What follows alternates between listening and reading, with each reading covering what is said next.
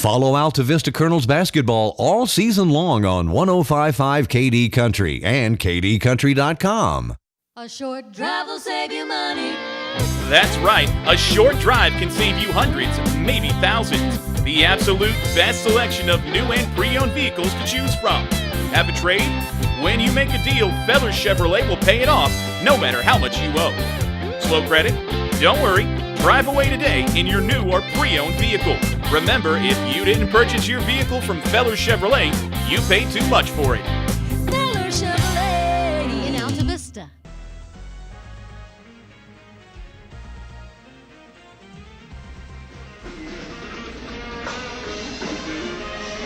Live from Altavista High School, it's time once again for Colonel basketball. The Altavista Colonels on 105.5 KD Country or at kdcountry.com. I am Kyle Haney with my tag team partner, old reliable Bob Alvis. Bobby, you're back in the house tonight, and you picked a great night to step back in here. A lot of fun stuff going on tonight. First and foremost, the Chatham Cavaliers are in town, and boy, that opening act was pretty good. Troy Harris's JV squad gets a 1-point victory in a game that had Coach Cardelero fist pumping over there on the sidelines. Let's hope the main event lives up to that as well. We'll talk about that JV game a little bit more, but Bob, it's senior night, and it's also the night that the Altavista High School is honoring that 2004 boys basketball state championship team. And like I said, pretty good main event matchup between the Cavaliers and the Colonels too. Yeah, the girls did their honors a week or two back. Now the guys are honoring that team that won a state championship up at VCU. I had the pleasure, I believe, with Dr. Slusher to call both those games, and that was a good team from the Altavista Colonels. This is a good team from the Altavista Colonels, but to borrow a old saying from my friend Kyle Haney, you can't sleep on the Chatham Cavaliers, because Ray Jiggets, who I want to talk about later on as well, he's explosive, and he's, for what I still call the Dogwood District, probably one of the most underappreciated, and, people don't mention Ray Jiggets' names first out of their mouth, but he deserves to be in that first or second breath. Yeah, it was a great matchup when Altavista went down to Chatham early in the year. I think the Colonels only scored 2 points or something in that first quarter. Chatham really came out on fire, and you mentioned Jiggets. He and Michi Malbach had, really one of the all-time great battles we've seen all season, just going back and forth, guarding each other and trying to get it to the hoop, that sort of thing. We'll get to talk about a lot more than that. We'll try and hold off on most of our 04 state championship team talk for halftime, Bob, because that's when they'll be honored out there on the court in front of all the fans there at halftime of this game. So we'll hold off on a little bit of that, although I'm sure we'll both sprinkle in a few things here and there as the night goes on. Coach Cardelero is going to sprinkle in a few things, talk about that 04 team, this game, and even a little bit more than that. Colonels got a win last time out against Gretna. That was on Wednesday, a fun game that you heard on 105.5. So let's hear about all that. And let's hear about much more on the Subway pregame show. It is the Subway pregame show. You can always eat fresh at both great Altavista area locations, Main Street and also in the Walmart on the Clarion Road. Bob and I partaking in a little Subway as we speak. We'll talk about that a little more as the Subway pregame show goes on. But right now, let's hear from the head coach, Mike Cardelero. That's on the way right after this timeout. Colonels and Cavs getting ready to tip it off on 105.5 KD Country. Man, it's cold in here. What's wrong with your heater? Well, it used to work pretty good. Back in the 90s, just call Select Air and get it fixed. Oh, it'll probably cost a lot of money. No, it won't, because Donnie will give you a fair price and get it done right the first time. Maybe I'll call Select Air tomorrow. No, you will call Select Air today, because it's freezing in here. Select Air, 841-1580. 841-1580. Online at selectair.webs.com. For more than 103 years, we've offered special banking assistance to many nonprofit organizations. I'm Kathy Morgan with First National Bank, and we have a checking account just for nonprofits and faith-based organizations that has no minimum balance requirement and no monthly maintenance fee. We also specialize in offering financing when your group needs a loan. So come see us at First National Bank, and we'll provide your organization with an extraordinary customer experience. First National Bank, member FDIC, equal housing lender. In the past century, our community has grown, and Finch & Finch Funeral and Cremation Service has grown too, alongside the families they've known for so long. Finch & Finch is proud to have served you over 100 years. A family business, Finch & Finch Funeral and Cremation Service, dedicated to your service. Finch & Finch Funeral Homes. We're here because we care. You're listening to award-winning coverage of the Altavista Colonels on 105.5 KD Country.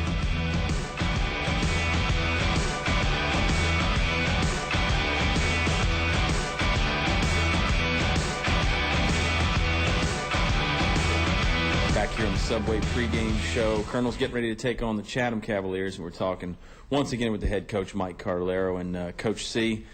Last time you guys were out on the floor, it was against the Pittsylvania County School, one of your rivals, the Gretna Hawks, and boy, it seemed like the old days. Gretna versus Altavista there started getting a little wild in the first half, and then really wild in the third quarter. From a fan's perspective, it was a lot of fun to watch. I know it was one of those games as a coach, though, that gives you a few more gray hairs, right? Well, yeah, and I really expected that.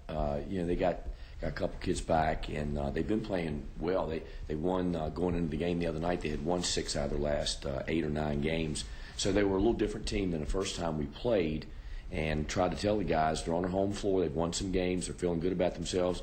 And it was a battle. It was very physical, and both teams got after each other pretty good. And, we made some plays when we had to pull that out. Yeah, a guy that I thought really made an outstanding play was Richard Hubbard hitting the 3-ball there at the end of the third quarter. Kind of gave you guys some momentum going into the break. Richard's a senior, and so we'll transition to that. It's senior night here, and of course you guys got a bunch more basketball games, but it's always nice to honor those seniors. And I thought, just really from a momentum standpoint, Richard, big play there in that Gretna game. Yeah, it was. I mean, we struggled to run any kind of sets. We were trying to figure out what was going to work best, and actually at the end of the third quarter, it's the best set we ran, and it was a shot for Richard, a pitch to the post, and he's been struggling a little bit shooting the ball, so it was nice for him to hit that, and it was a big shot right there at the end of the third quarter. And he's been plays with so much intensity at the defensive end. I think it's hard to get him to unwind at the offensive end where he relaxes when he's shooting the ball, because he's just really, he's pumped up and he's got a high level energy out there, and that basket at the end of that quarter was really big. Yeah, Oscar and Bob and myself and even my dad, Dave, we've been talking all year about Richard's defense. It seems like it's kind of underrated, flies under the radar. He's not necessarily what you think of as a lockdown defender, but you guys got a lot of guys like that really sell out on the defensive end, and they might not have the stats or the steals or the blocks to prove it, but just solid defense from guys like Richard and other guys on your team as well. Richard plays really hard. He's tough on the ball, but what he really does off the ball, which this team has got to get better off the ball. In the past, we've been a better team off the ball. He helps tremendously and recovers to his man, and when we watch game tape, you can see practically every game 3, 4, 5 possessions where Richard actually bails one of his teammates out on a drive and then recovers to close out on his man. So he plays with a high level, and we got to get everybody there and be consistent at that time of the year. Yeah, it is winding down here. It's, as we mentioned, senior night. Talk about the career of Hubbard and your other seniors as well. And like I said, we'll have a chance to see him on the hardwood a bunch more, but just talk about those seniors a little bit briefly here. Well, they're a senior class that was part of the state championship team last year. Richard, who started last year and played as a sophomore, certainly has quite a bit of experience. Dylan Allen played as a sophomore. Chandler came up as a junior last year, and those guys haven't had a tremendous amount of minutes, but they come to the gym every day, and they're playing with enthusiasm. They're the senior class that you want, because they're going to play hard and they're going to do what you ask them to do. So that's important. It starts with your seniors on the team, and even though it's a small class, we had a small class last year, those 3 guys have been part of a lot of success, and we hope to continue that, and certainly it all starts with their attitude and coming in the gym and working every day. Yeah, just the 3 seniors this year. 3 seniors last year worked out pretty well, so maybe 3 is a magic number. Chatham Cavaliers tonight, talk about them for a second. That first half down in Chatham was nip and tuck all the way, and you guys pulled away in the second half. Barry Mayo always has a game and ready squad. I think nothing less than that tonight probably, right? Yeah, absolutely. Down there, we had struggled to score in the first quarter. He started a big lineup, and everybody's game planning to try to choke off the Twins inside. And, the first game we had Juan, and again we're without Juan tonight. So we are a player short, obviously, a very good player short. We anticipate physical, big zone. We worked at trying to get a little better movement against the zone yesterday in practice. And obviously they're going to try to get to our shooters. With Richard and Michi are shooters, and Walker stepped in and starting. He can shoot it too. But we think they're going to go deep like they've been doing, and I think they're going to get real physical in the zone against us. Well, final thought before we get to the shout-outs. honoring the 2004 state championship team from 10 years ago. And really a special team. You guys are going to do most of that at halftime tonight, but a lot of those guys are in the building here tonight. And just final thoughts, I guess, things that maybe pop into your head about that team. I mean, it was a lot of fun to watch. I mean, you talk about Hunt and Booth. One of the all-time great 1-2 punches right there that I can remember, really. Yeah, absolutely. You know, when you think back, first of all, it's hard to believe it's been 10 years. Yeah. You know, you look at these guys. Some of them don't look like they've aged 10 years, but I certainly have. So you can tell the profession that makes you age. You know, some thoughts about that year, unusual and good and bad, I guess. We lost 3 heartbreakers to Gretna. And they all came down to the final shot. Yeah. You know, and we felt like we'd made a play to win, and Gretna made a play to win. I want to say it was by a combined 5 points or something like that. 5 points. I was looking back at the book, and it was 5 points. The last time Gretna beat us was February 21st of 2004, which was that team. So at least we kept that intact. You know, we kind of kept that going. You know, that year was remarkable. Kenny, in a Christmas tournament that year, we were playing W&L Montrose, and I was talking to someone about that. Kenny set a school record. He scored 52, which was huge. We had to beat Riverheads in a big regional championship game up at Monticello, and I remember Jeremy shooting a couple of beyond NBA threes when they were playing a big monster zone. They were huge. You know, and getting into the state, playing against Rafford, who Rafford had an outstanding team. And that first half against Rafford, the semifinals, that's the best half of basketball I've ever been associated with. And we had to. We went in up 20 on Rafford at half, knowing that they were going to come back at us, and they did. They came back and cut that thing to 10 points, and Booth hit a corner shot to put it to 13, and it kind of took the life out of them in about 3.5 minutes. So it was a lot of fun. Been 10 years, and we're enjoying it tonight with those guys. Yeah, I remember the one play that sticks out in my mind was I think it was a regional quarterfinal when you guys were playing at William Campbell that year, and Rondell came down the middle of the lane with just a serious, thunderous dunk, and that team had a lot of that flair for the dramatic like that. That was a fun team to watch for sure. Shout-outs are always fun. Maybe not as fun as a big dunk, but right up there, I think. Pretty close anyway, right? Most of the fans will like to see the dunk, but I hope they like to listen to shout-outs. Absolutely. As always, to my father, who's still recovering from a flu. He's listening in Buena Vista. Certainly, Dad, I hope you're doing better. In-laws, Minnie and Billy in Orlando, I know are listening. Ashley's here. Nick's not. Nick's in Harrisonburg. Hopefully he's listening in. And our neighbors Sarah and Swanson are in attendance, but I'm going to mention them anyhow. Micah, my nephew, and his family in Manassas are always listening in. And we started including last week Glenn and Linda Miller, our longest supporters of Altavista basketball camp. They're great fans and great Altavista fans.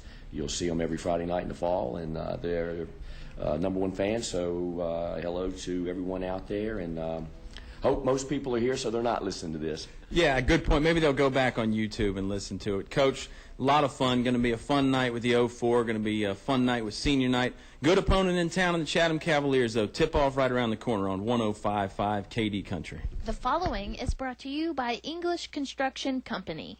There's just one place where students are students first, and athletics are played with purpose and perspective. That place is your local high school. High school sports offer more than the joy of competition. Studies show that student athletes in Virginia are also likely to enjoy greater levels of achievement in other areas of their lives, including academics. High school sports, a winning part of a complete education. High school athletics builds character, teaches teamwork, and provides a solid foundation for life. PCM Industrial Services recognizes the importance of high school athletics by sponsoring this sports broadcast for your enjoyment. PCM Industrial Services encourages everyone to come on out and watch the game. It's a great time for the whole family. Cheer on the Colonels. PCM Industrial Services, the industrial maintenance and construction specialists, serving the Mid-Atlantic region with quality craftsmen since 1986. Good luck, Colonels. Stay cool in the summer and warm in the winter. Tyree Little's Heating and Cooling, on the ready to keep you comfortable year-round. Locally owned and operated, just a call away, with over 20 years experience. Licensed and bonded, Tyree Little's Heating and Cooling, specializing in heating, air, plumbing, and electrical, any season, anytime. Tyree Little's Heating and Cooling, keeping you cool in the summer and warm in the winter. Give them a call today. Tyree Little's Heating and Cooling, Gretna. You're listening to award-winning coverage of the Altavista Colonels on 105.5 KD Country. 52 years of outstanding high school sports coverage, Bob. I was saying 51, but that was back when it was 2013. It's a brand new year. It's actually February, believe it or not. February at Subway means big things. We've talked about the flatbread pizzas there, Bob. We've talked about the oven-baked chicken is the $3 6-inch select, meatball marinara, foot long. You went with the old school steak and cheese tonight. I know you were satisfied there. More than satisfied. I mean, Robert Duff's crew, they make it with love, folks. Yes. And, you know, I've coined the phrase. I don't think this is going to be on a commercial with Apollo Ono or anybody, but the only wrong choice is not opening the door at Subway. And the Flatzillas I'm very interested in trying. And, hey, you know, catering. Robert Duff would love to cater that big basketball game that's going to be coming up on TV, whoever it is. Maybe you're a Wichita State fan, maybe you're a fan of Gonzaga, and maybe you're a fan of, you know, Marquette. I mean, you know, many big games, and Robert would love to help you out and cater that. I'll tell you what else coming up, Valentine's Day. What sweetheart wouldn't love a Subway gift card? You're getting me one, right? Well, don't throw that in the same sentence as the sweetheart thing, but yeah, I'll get you a Subway gift card there, and definitely. Ladies and guys, great thing to add there. I'm not saying you can't go out and get flowers still. I'm not discouraging that. I'm just saying get something practical that everybody wants. I mean, how about for a longtime broadcast partner that you've been with for a long time? I mean, you're really pulling hard on this now. Get them something. I mean, you know, Subway, I don't think a guy is going to turn down a Subway gift card if you just say, hey, friend, I appreciate all you do for me. That's right. Here's a Subway gift card. If they give it away, come give it to me, folks. Fans, I'll take it. Yeah, the fans at home get to see how you really operate here, Bob, playing the guilt card there. In every other card you have up your sleeve. Got a feeling Barry Mayo's Chatham Cavaliers squad is going to have a few cards up their sleeve tonight, Bob. And I said we were going to wait a little bit on the 04 stuff, but let's just talk about this game from a distraction angle. A lot of different things going on in the gym tonight. They're doing senior night right now. They're announcing the pep band seniors and the cheerleading squad. Basketball seniors are going to come next, and there's 3 of them. We'll talk about them a little bit. It's sort of I don't want to say a moot point, because the Colonels do have 4 more regular season games, and then obviously playoffs as well. But it is just an added distraction. Then you got the 04 celebration at halftime, all the former players in the building, and that's always fun. So there is some distraction there for Coach Mike Cartalero's squad. Well, and I'm going to take another side of that, and I think you're going to agree with me, and I fully expect a good point out of your mouth. You know, sometimes when you schedule the homecoming game, that team gets insulted. When you schedule a big celebration, and, you know, senior night's kind of out of your hands in terms of scheduling it, but you know, some team can say, all right, good, we got their senior night, we're going to spoil it, you know, and I think Barry Mayo's club can play that to their advantage. The only thing I think that's a little bit different, though, is they're going to be sitting in the locker room for a while before this one, and at halftime probably for a little bit. I don't think halftime's going to be, you know, excessively long, but it's probably going to be a little bit longer than normal. Normally about 10 minutes. I'd say, 15, 20 at the most probably. But you're right. That you do like to play that spoiler role when somebody sets you up for an event like this. And the Chatham Cavaliers, again, it was a close game the first time these two teams played, so I'm sure Chatham feels like they've got every right to be able to play with the Colonels, and they do, for that matter. So it's going to be a good game, and I like the fact that you did bring up the fact that the timing is going to be different for both teams, really. Could throw you out of your rhythm, out of your comfort zone. That's one of the reasons why Coach Cartalero preaches defense, because defense is something that doesn't require a lot of that rhythm and flow and timing, and hopefully your defense never takes an off night. We'll take some time off here for... Bob's got another point. Well, no, and if you were listening to the interview that you so eloquently performed, you know, Coach Cartalero called out the defense, especially on the help. I mean, you know, Richard Hubbard's helping out too much, and, you know, I mean, it's great to be helpful, but, I mean, you know, one-on-one man defense, Altavista has been known for it. And, I mean, I kind of took it as Coach Cartalero was, like, challenging his group. Not that they'll hear this, but, you know. Well, I'm sure he's addressed it in practice and, you know, team meetings, all that kind of thing. Film studies. Yeah, he's talked about the help defense and off-the-ball defense in particular. Important part of the game. We'll take a second to step aside here, let the senior night festivities wrap up. Then we'll come back. We'll talk about the seniors. We'll preview this game a little bit more. We'll wrap up the Subway pregame show and tip-off right around the corner. 1 minute timeout here on 105 KD Country.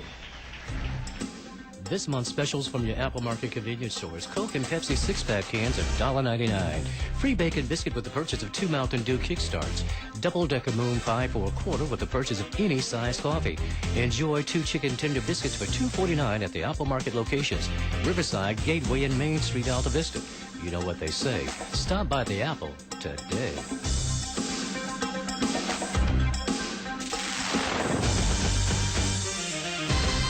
A short drive will save you money. Buying a car at Feller Chevrolet has never been a hassle, but during our no-hassle sale, it's even easier. All new and used vehicles are priced and marked with rock-bottom prices on the lot and on the web. To make car shopping as easy as 1, 2, 3. 1. Come to Feller Chevrolet in Altavista or go to fellersdirect.com. 2. Pick the vehicle that fits your budget. 3. Drive it home today. No pressure, no hassle. A short drive will save you money. Feller Chevrolet in Altavista. You're listening to award-winning coverage of the Altavista Colonels on 105.5 KD Country.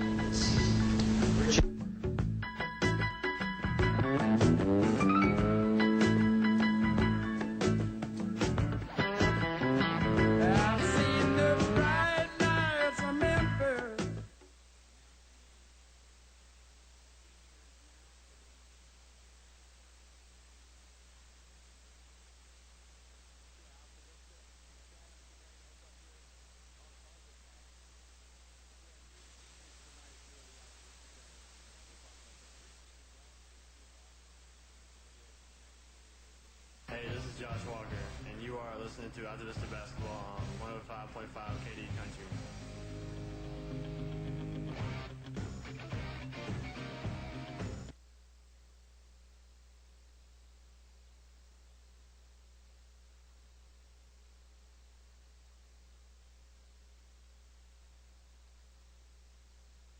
We're listening to Altavista Basketball on 105.5 KD Country.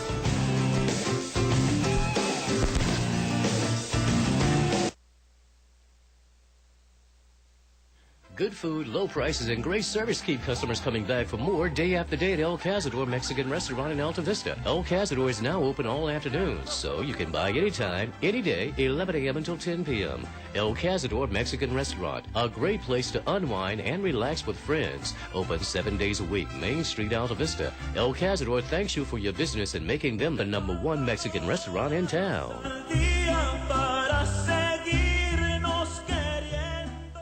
A short drive will save you money. Buying a car at Feller Chevrolet has never been a hassle, but during our no-hassle sale, it's even easier. All new and used vehicles are priced and marked with rock-bottom prices on the lot and on the web. To make car shopping as easy as 1, 2, 3. 1. Come to Feller Chevrolet in Altavista or go to fellersdirect.com. 2. Pick the vehicle that fits your budget. 3. Drive it home today. No pressure, no hassle.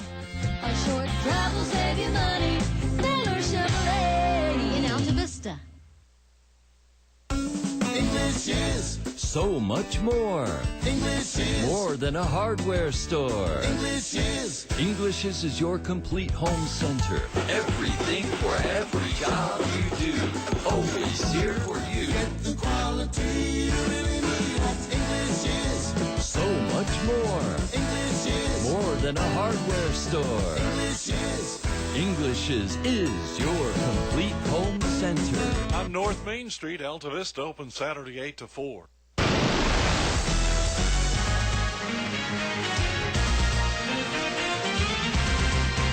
This basketball game is brought to you by the KD Country Sports Club.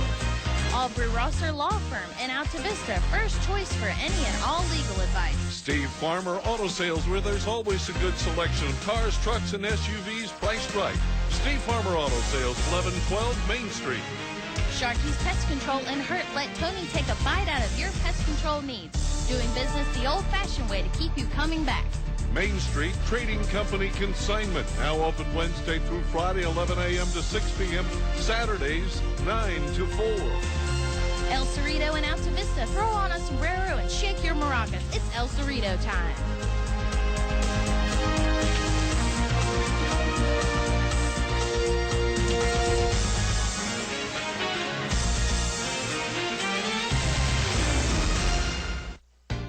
Man, it's cold in here. What's wrong with your heater? Well, it used to work pretty good. Back in the 90s, just call Select Air and get it fixed.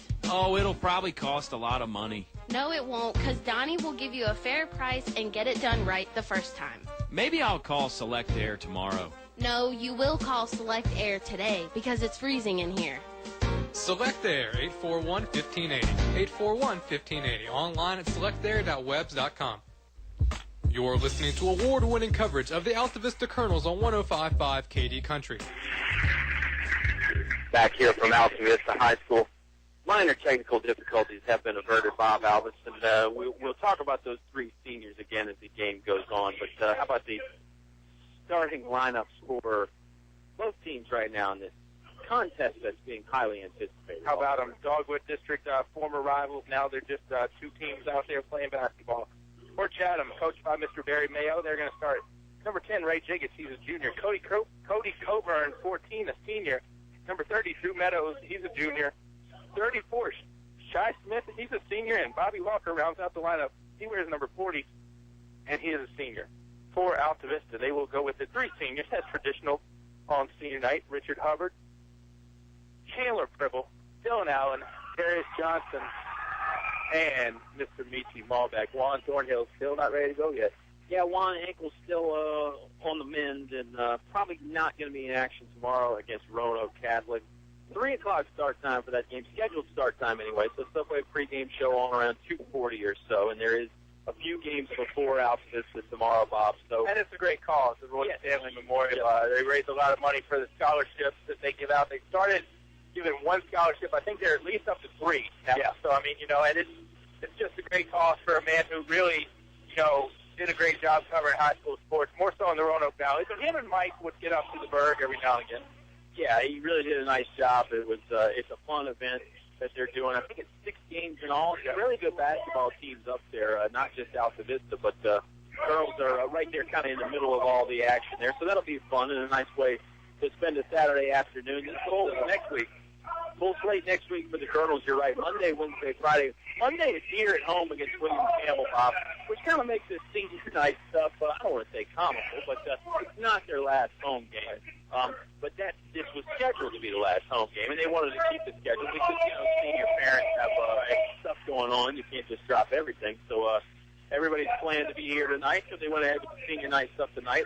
As I was saying about next week, Monday at home against William Campbell, Wednesday on the road against Appomattox, and then Friday on the road against William Campbell. So you get the bookend the week with the Generals, then you play the Raiders in the middle of the week, which was obviously one of the better ball games that I've seen all year, and probably going to be the same way when the Colonels travel on the road to Appomattox. And Appo is always a tough place to play, no matter what type of team the Raiders have. Travis Cottrell's got a pretty decent one. Yeah. Chicago Ferguson, he cannot light up and be a playmaker, and of course, Kendall Blankenship knows a thing or two about winning. Absolutely, one of the best athletes in the area in Blankenship, and he reminds me a little bit of Ray Jiggets with his speed out there. Jiggets, not the biggest guy on the court, and he, as far as size-wise, he's about the same size as Michi Malbeck. If Colonel fans have seen Mr. Malbeck in action, so you can kind of compare those two. And like I said, last game down in Chatham, Malbeck and Jiggets were matched up man-to-man against each other pretty much the whole night. I know they may have each come off the floor for a little breather here and there, but it was a great battle to watch, and it should be the same way tonight as, again, Chatham Cavaliers in town on the road taking on the Altavista Colonels. Yeah, and I think part of the reason that Jiggets is underrated is because Chatham's had a couple years where they've struggled a little bit, and it doesn't give Ray probably the credit he deserves. Let me give credit to these 3 fine men. First off, Bobby Walker, Charles Trent, and Mike Thorne, the 3 officials tonight, and no relation. Bobby Walker is not just refereeing a game in which his relative is playing, as Bobby Walker also plays for the Chatham Cavaliers. We had that last year at one point. It's always was fun. Pretty comical. Yeah, it's always fun to joke about that. And, Kyle Haney, good crowd on hand tonight. I'm sure a lot of that has to do with the halftime and, the 03, 04s get out here, and that draws the crowd. But this is the most packed I've seen this place this year. Yeah. I'd say 90% capacity or so, wouldn't you? Pretty good crowd. I imagine it's going to continue some as well to grow as the night goes on. Headband takes up some room, so I mean, they fill some of the nose. I don't want to say the nosebleeds, but they're kind of filling that tarp area of seats that you would see in baseball. Exactly, and this is again a really, really, really neat atmosphere in here tonight. Both teams had jump circles set to go. We'll mention the people that make this game possible, our sponsors, as this first quarter goes on. And now the referee's getting some guys straight on the jump ball situation, having a little laugh about it. Chatham in the road, black jersey. Got the red numbers with the white trim. Colonels in the home whites, orange numbers, black trim. Chandler Pribble controls the jump ball tip-off. They swing it over to Michi Malbeck. Malbeck pass for Dylan Allen, just a little bit too high, goes out of bounds. Early turnover for the Colonels, Chatham basketball. 7:54 to play. Still no score here from Altavista High School. Drew Meadows bringing it up for the Cavaliers. Tries to get the shot. Ron Smith knocked away. Meadows has to go track it back down. He's guarded by Richard Hubbard. You heard Coach Cardellaro talk about Richard's defense. Richard is one of those three seniors, and he helped cause a steal right there. No Chatham got it back. Coburn, bounce pass, back door looking for Chiron Smith. Chiron will just hand it back to Coburn. Now to Smith, 10 feet, middle of the lane, jump shot. No good. Rebounded by Darius Johnson. Johnson controls and gets it to Michi Malbeck. Michi works it across the timeline. Hubbard down on the corner to Dylan Allen. Baseline, they got it to Chandler Pribble. Pribble has lost it, got it back, dished it over to Darius Johnson. Johnson puts up a 5-footer with some contact. No good. Rebounded by Jiggets.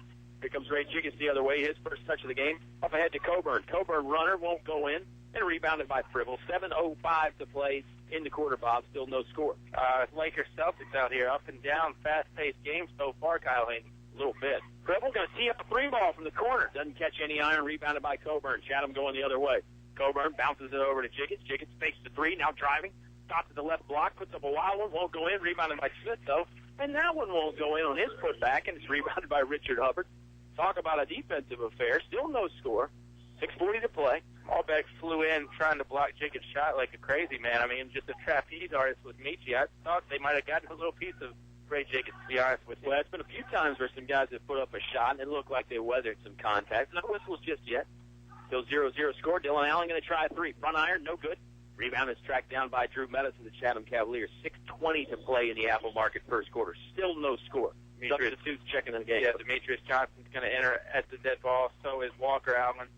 You and I had the same thought there. Jiggets, little head fake, and use it dribble. Now chest pass over to Drew Meadows, middle of the court. Meadows, top of the key, and it's stolen away. Here comes Darius Johnson. I bet you're going to have some points now.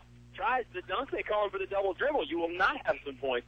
Darius stole it. Never really grabbed control of it, Bob, and they just could not get that dribble going. Yeah, and I don't really think Darius did what our sponsors do well, which is sell their products. Darius kind of, committed himself that, I double dribbled. Yeah, I was waiting for some foul shots to tell you about our sponsors.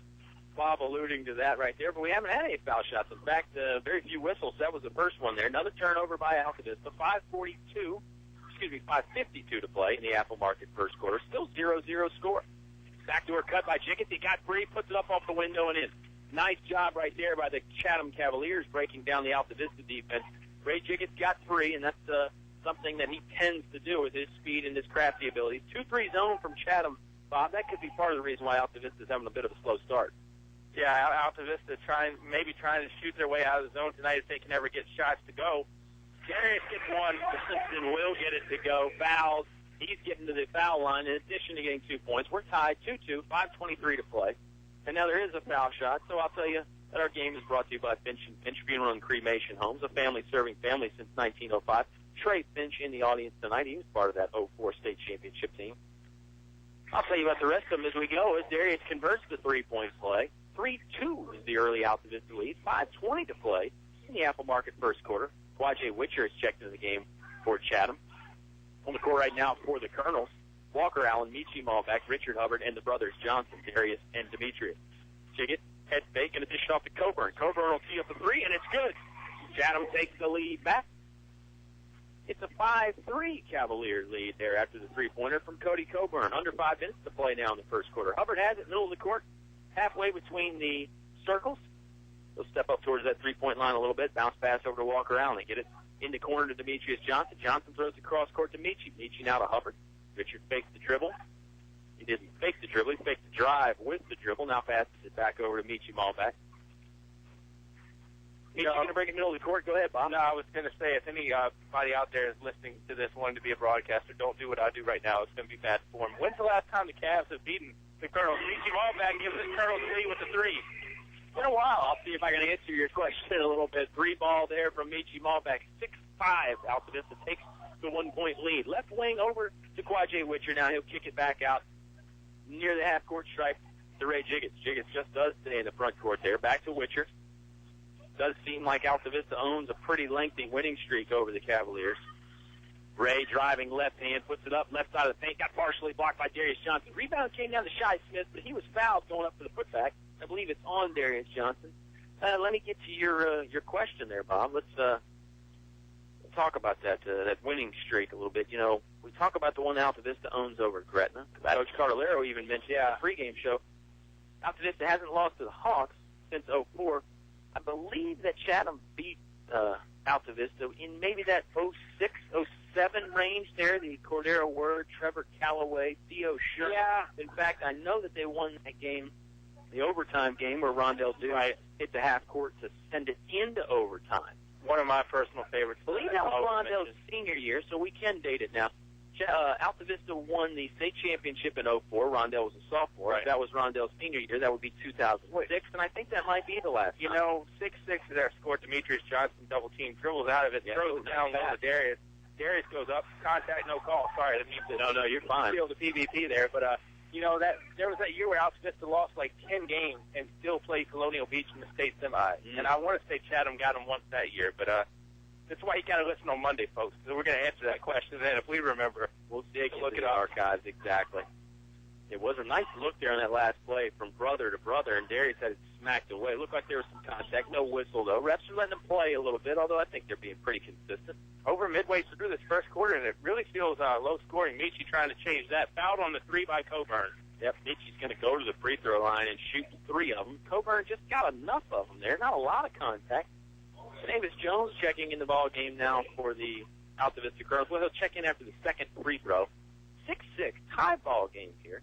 Now, I talked about that year where Altavista played Colonial Beach in the state semifinals. You texted me an interesting stat the other day that Altavista played, 2 of the 3 leading scorers in the Big South at the time with T.P. Carey, who was on that Colonial Beach team. And then when Rockbridge came in for the Christmas tournament that year, Andrew Rousey was on that team, and he's now making good things happen down there in UNC Asheville. Absolutely. Altavista has played quite a few pretty good ball players. They've had quite a few walk through these halls on their own. 5 pretty good ones on the court right now. Michi Malvac sinks both of the first 2. Third one on the way.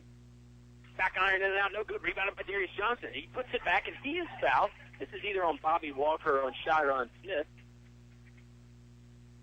Darius going to the free throw line. He'll shoot 2. Fouls on Chiron Smith. His first.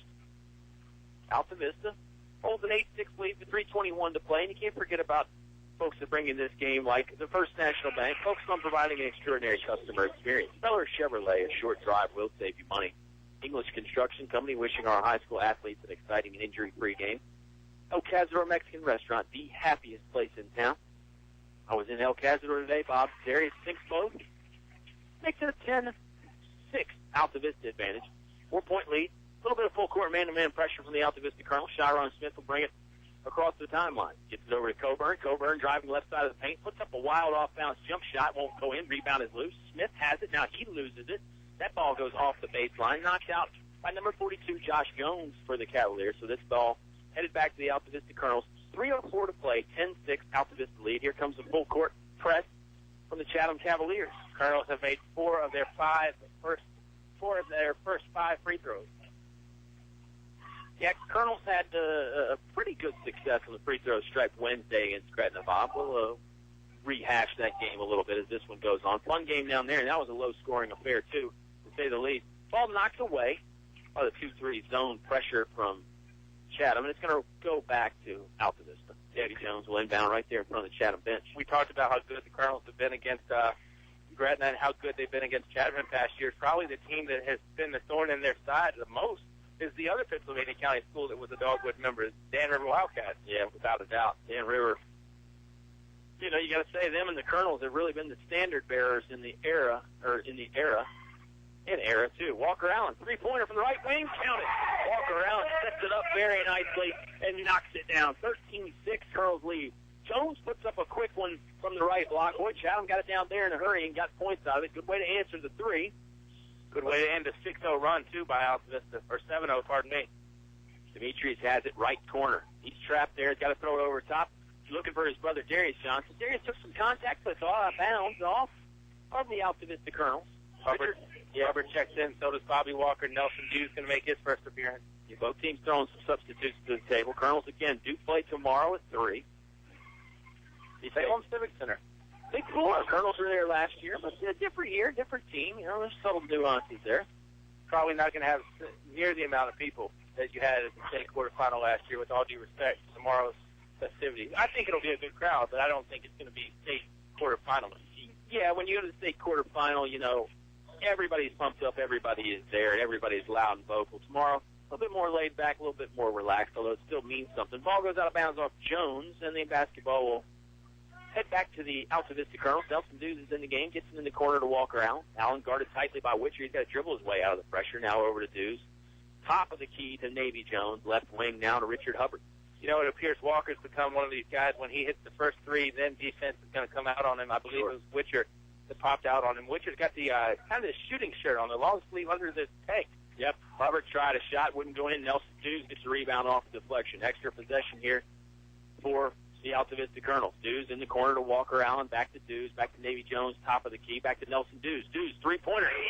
Same spot Walker Allen hit his. Same result right there.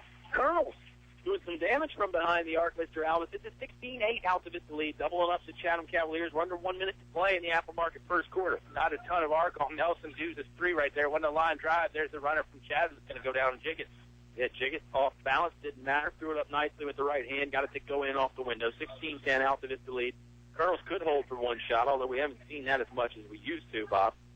Right wing to Nelson Dews. Go ahead. They've gotten away from that a little bit, but I think, too, if you can get a basket, I'm sure Mike Carlera would like to run it down, but it's 2-2 and 3-3. I couldn't agree more. Navy Jones driving. Dished it off to Demetrius Johnson. He was fouled as he was passing. Altavista is going to inbound underneath their own scoring basket. 30.2 seconds left in the Apple Market first quarter. 16-10 Altavista lead. It's the first foul on R.J. Walton. 14th foul on Chatham. Navy Jones doing the honors inbound. He was thrown all the way in the backcourt. Stolen away by Ray Jiggett. No, Hubbard got it back. Jiggett kind of gave up. He didn't want to commit the foul. Altavista will retain possession after the almost mistake there. 20 seconds now in the quarter. Dews back to Hubbard. Hubbard controls it, middle of the court. Going to hand it off to Navy Jones. Jones standing in the half-court circle, getting some instruction to Coach Carlera. 2-3 zone from Chatham has their heels on the three-point line. They're not really stepping out to pressure. We're down to 5 seconds. Navy Jones over to Demetrius Johnson. Johnson's looking down low to Walker Allen. It's knocked away off of Allen. Colonels missed a little bit of an opportunity there. 1.1 seconds left for Chatham. Got to go the length of the court, full 90 feet. Bobby Walker's going to do the honors on the inbound. Standing on the S of the Colonels logo, gets it to Walton. Walton will try a 60-footer, no good, doesn't catch any rim. And we're headed to the second quarter. Altavista, 6-point lead, 16-10. Second quarter on the way when we come back on 105.5 KD Country.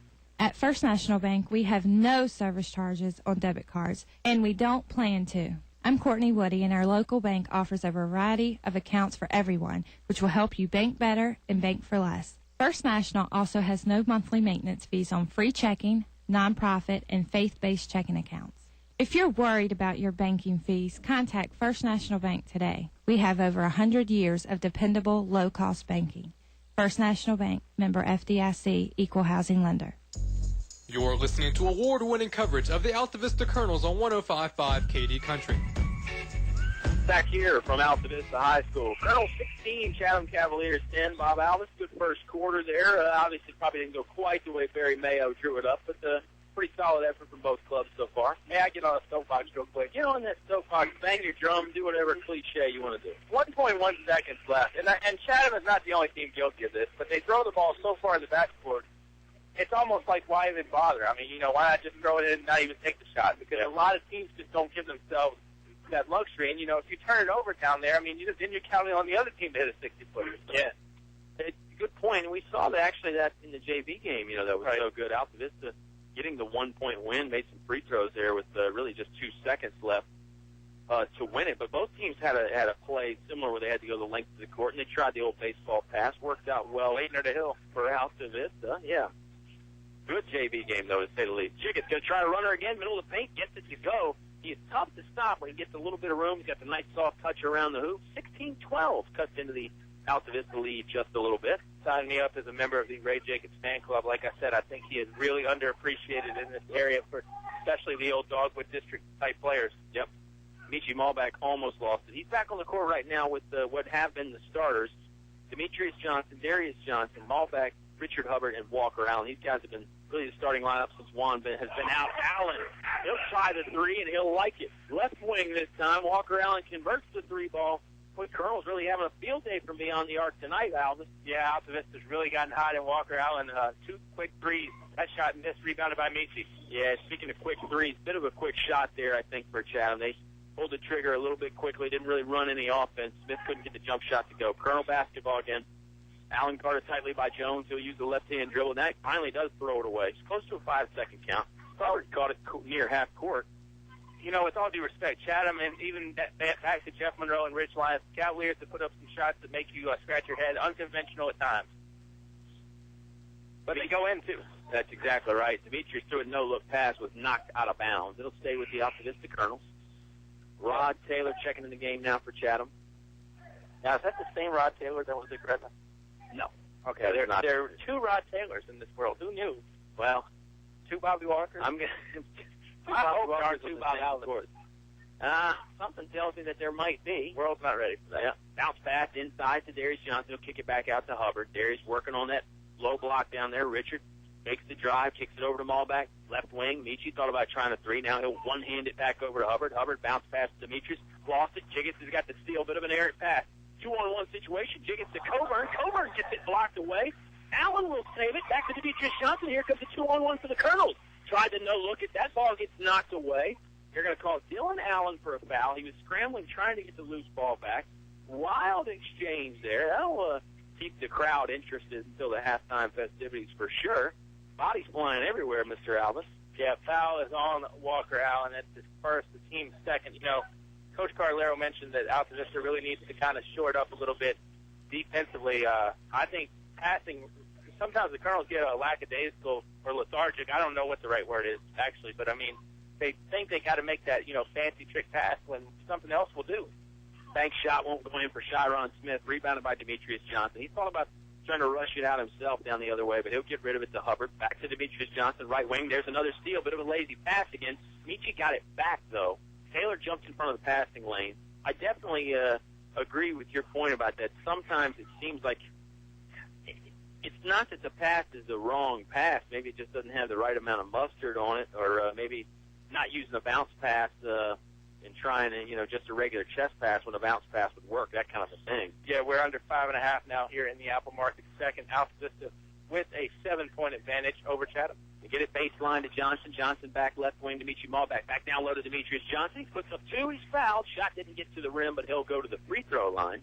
While he's there, Bob, you can't forget about the Apple Market, serving you from 3 great Altavista area locations, Gateway, Main Street, and Riverside. CCM Industrial has providing industrial maintenance, repair, and other plant services to industrial and utility clients since its founding in 1986. Tyree Little Heating and Cooling, keeping you cool in the summer, warm in the winter. Give them a call today. Of course, our internet broadcast brought to you by Walmart in Altavista. Save money, live better, Walmart. And the old YouTube with Fellers. Can't forget about the old YouTube. FellersDirect.com is the place to go online if you're looking for Fellers. Search their entire inventory, new and used. Second free throw on the way from Demetrius is good. Can I make one more point about the passing? You can make as many points as you want to about the passing. And Altavista is so athletic across the board, especially though with the Twins and Navy and Juan. I think sometimes Altavista relies on their athleticism to kind of get them out of a pickle, defensively and with the passing. And I think, eventually you're going to find somebody else that's athletic too. And when you try to do that stuff in the States, you really got to shore it up. Yeah.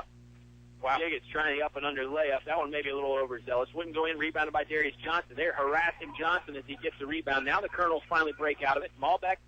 Spin move, middle of the lane, and he dishes it off to Navy Jones. Jones got stuck underneath the basket, and they say he actually got stuck on the baseline out of bounds. Sweet play right there from Michi Malbeck, even if it doesn't result in any points. It's a 21-12 Colonel lead. 4:52 to play in the half. Kentucky Derby is a few months away still, but Rod Taylor almost got on Navy's back and was going to try to get him out of the post and down the stretch. Steal, Darius. Darius takes it away. Now Ray Jiggets takes it right back. Ray bringing it down, tried the one-hand bounce pass, and he throws it away. Nelson Dews comes away with the steal. Wild basketball here. It's not picture perfect, They kick it left wing to Walker Allen. Allen, three-pointer. Good. Walker Allen has took in 3 3-pointers tonight. Barry Mayo not satisfied, so he'll take a timeout. We'll take a 30-second timeout with him. It's a 24-12 Colonel advantage. 4.5 minutes to play here in the second quarter on 105.5 KD Country. English Construction Company has been in the building business since 1909, so it's only natural that they appreciate the building process. They recognize the fact that organized sports programs build character as well as bodies and minds. They know that high school sports build our youth into more well-rounded and more productive adults. English Construction Company is proud to be a sponsor of high school sports and salute all athletes, coaches, and teachers. A word of praise and encouragement from English Construction Company with offices in Lynchburg. You're listening to award-winning coverage of the Altavista Colonels on 105.5 KD Country. Colonels doubling up the Cavaliers 24-12 on senior night, and also on the night where they're honoring the 04 state championship team, Altavista. Full court man-to-man press. Walton's got it in for the Chatham Cavaliers, with Michi Malbeck not making it easy on him. Walton does get it into the front court, trying to run an offensive play, throws it high for Rod Taylor. Taylor down low. So Witcher is fouled. He'll go to the free throw line and shoot 2. Shot did not go in. 4:14 to play. Bob Alves, 24-12 Colonel lead. Hey, Bob, don't forget about Select Air. 24 hours a day, 7 days a week, never an overtime charge with Select Air. Some point it's going to get hot. Yes, I can't wait. Going to need an air conditioner. You're going to need that heater next week, though, I think. And officials having a little chat with there might be some crimson on the pants. Yeah. There is. I can kind of see it. Yep, you're right. I don't have great vision. That's exactly what it was. Got some blood on Darius Johnson's jersey there, so he'll come out. Hubbard, Malbeck, Hughes, Navy Jones, and Demetrius Johnson in for the Colonels. Now, I don't know if Darius has got to change shorts, which I'm sure Altavista has another pair somewhere, but I don't think you can tape those. But Angela Emerson, not just the athletic trainer, but also kind of or she's just going to spray something on there, and maybe they will tape it. I don't know. Yeah, I think they're checking his body, too, to see what caused the blood to be on there, the cut. First free throw, no good for Quadjay Witcher. Yeah, I think if they just clean it off pretty solid, the officials will be satisfied there that there, no bacteria and, it's all dried up, that kind of thing. Both free throws, no good. Rebound still loose, though. Coburn had it. Demetrius Johnson had it. Ends up in Josh Jones' hands for the Cavaliers. Now Coburn gets it back again. He tries the jump shot without going to the floor, and then the ball goes out of bounds off wall, and it'll go to the Colonel. And that's, Chatham has done stuff like that in the past, of where, catch the ball and then come down. I mean, I understand the point is you want to make a play, but sometimes a simple play, just the fundamentals will do. Absolutely. Yeah, Coburn might have been better off instead of trying to put back there with the jump shot just to catch it and then bring it back out, reset the offense. But you live and you learn. High 50-50. Malbeck has it taken away after a shot attempt. Jones kicks it ahead to Taylor. Taylor, long stride, headed to the basket. He is fouled. Count the bucket. No, they say offensive foul. Navy Jones getting his feet set. Great play by Navy to take a stand there with Pick Rod Taylor coming right down his throat.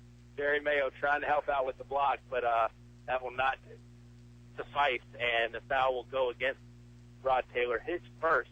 6-1 on the team, so next foul, Colonels are shooting.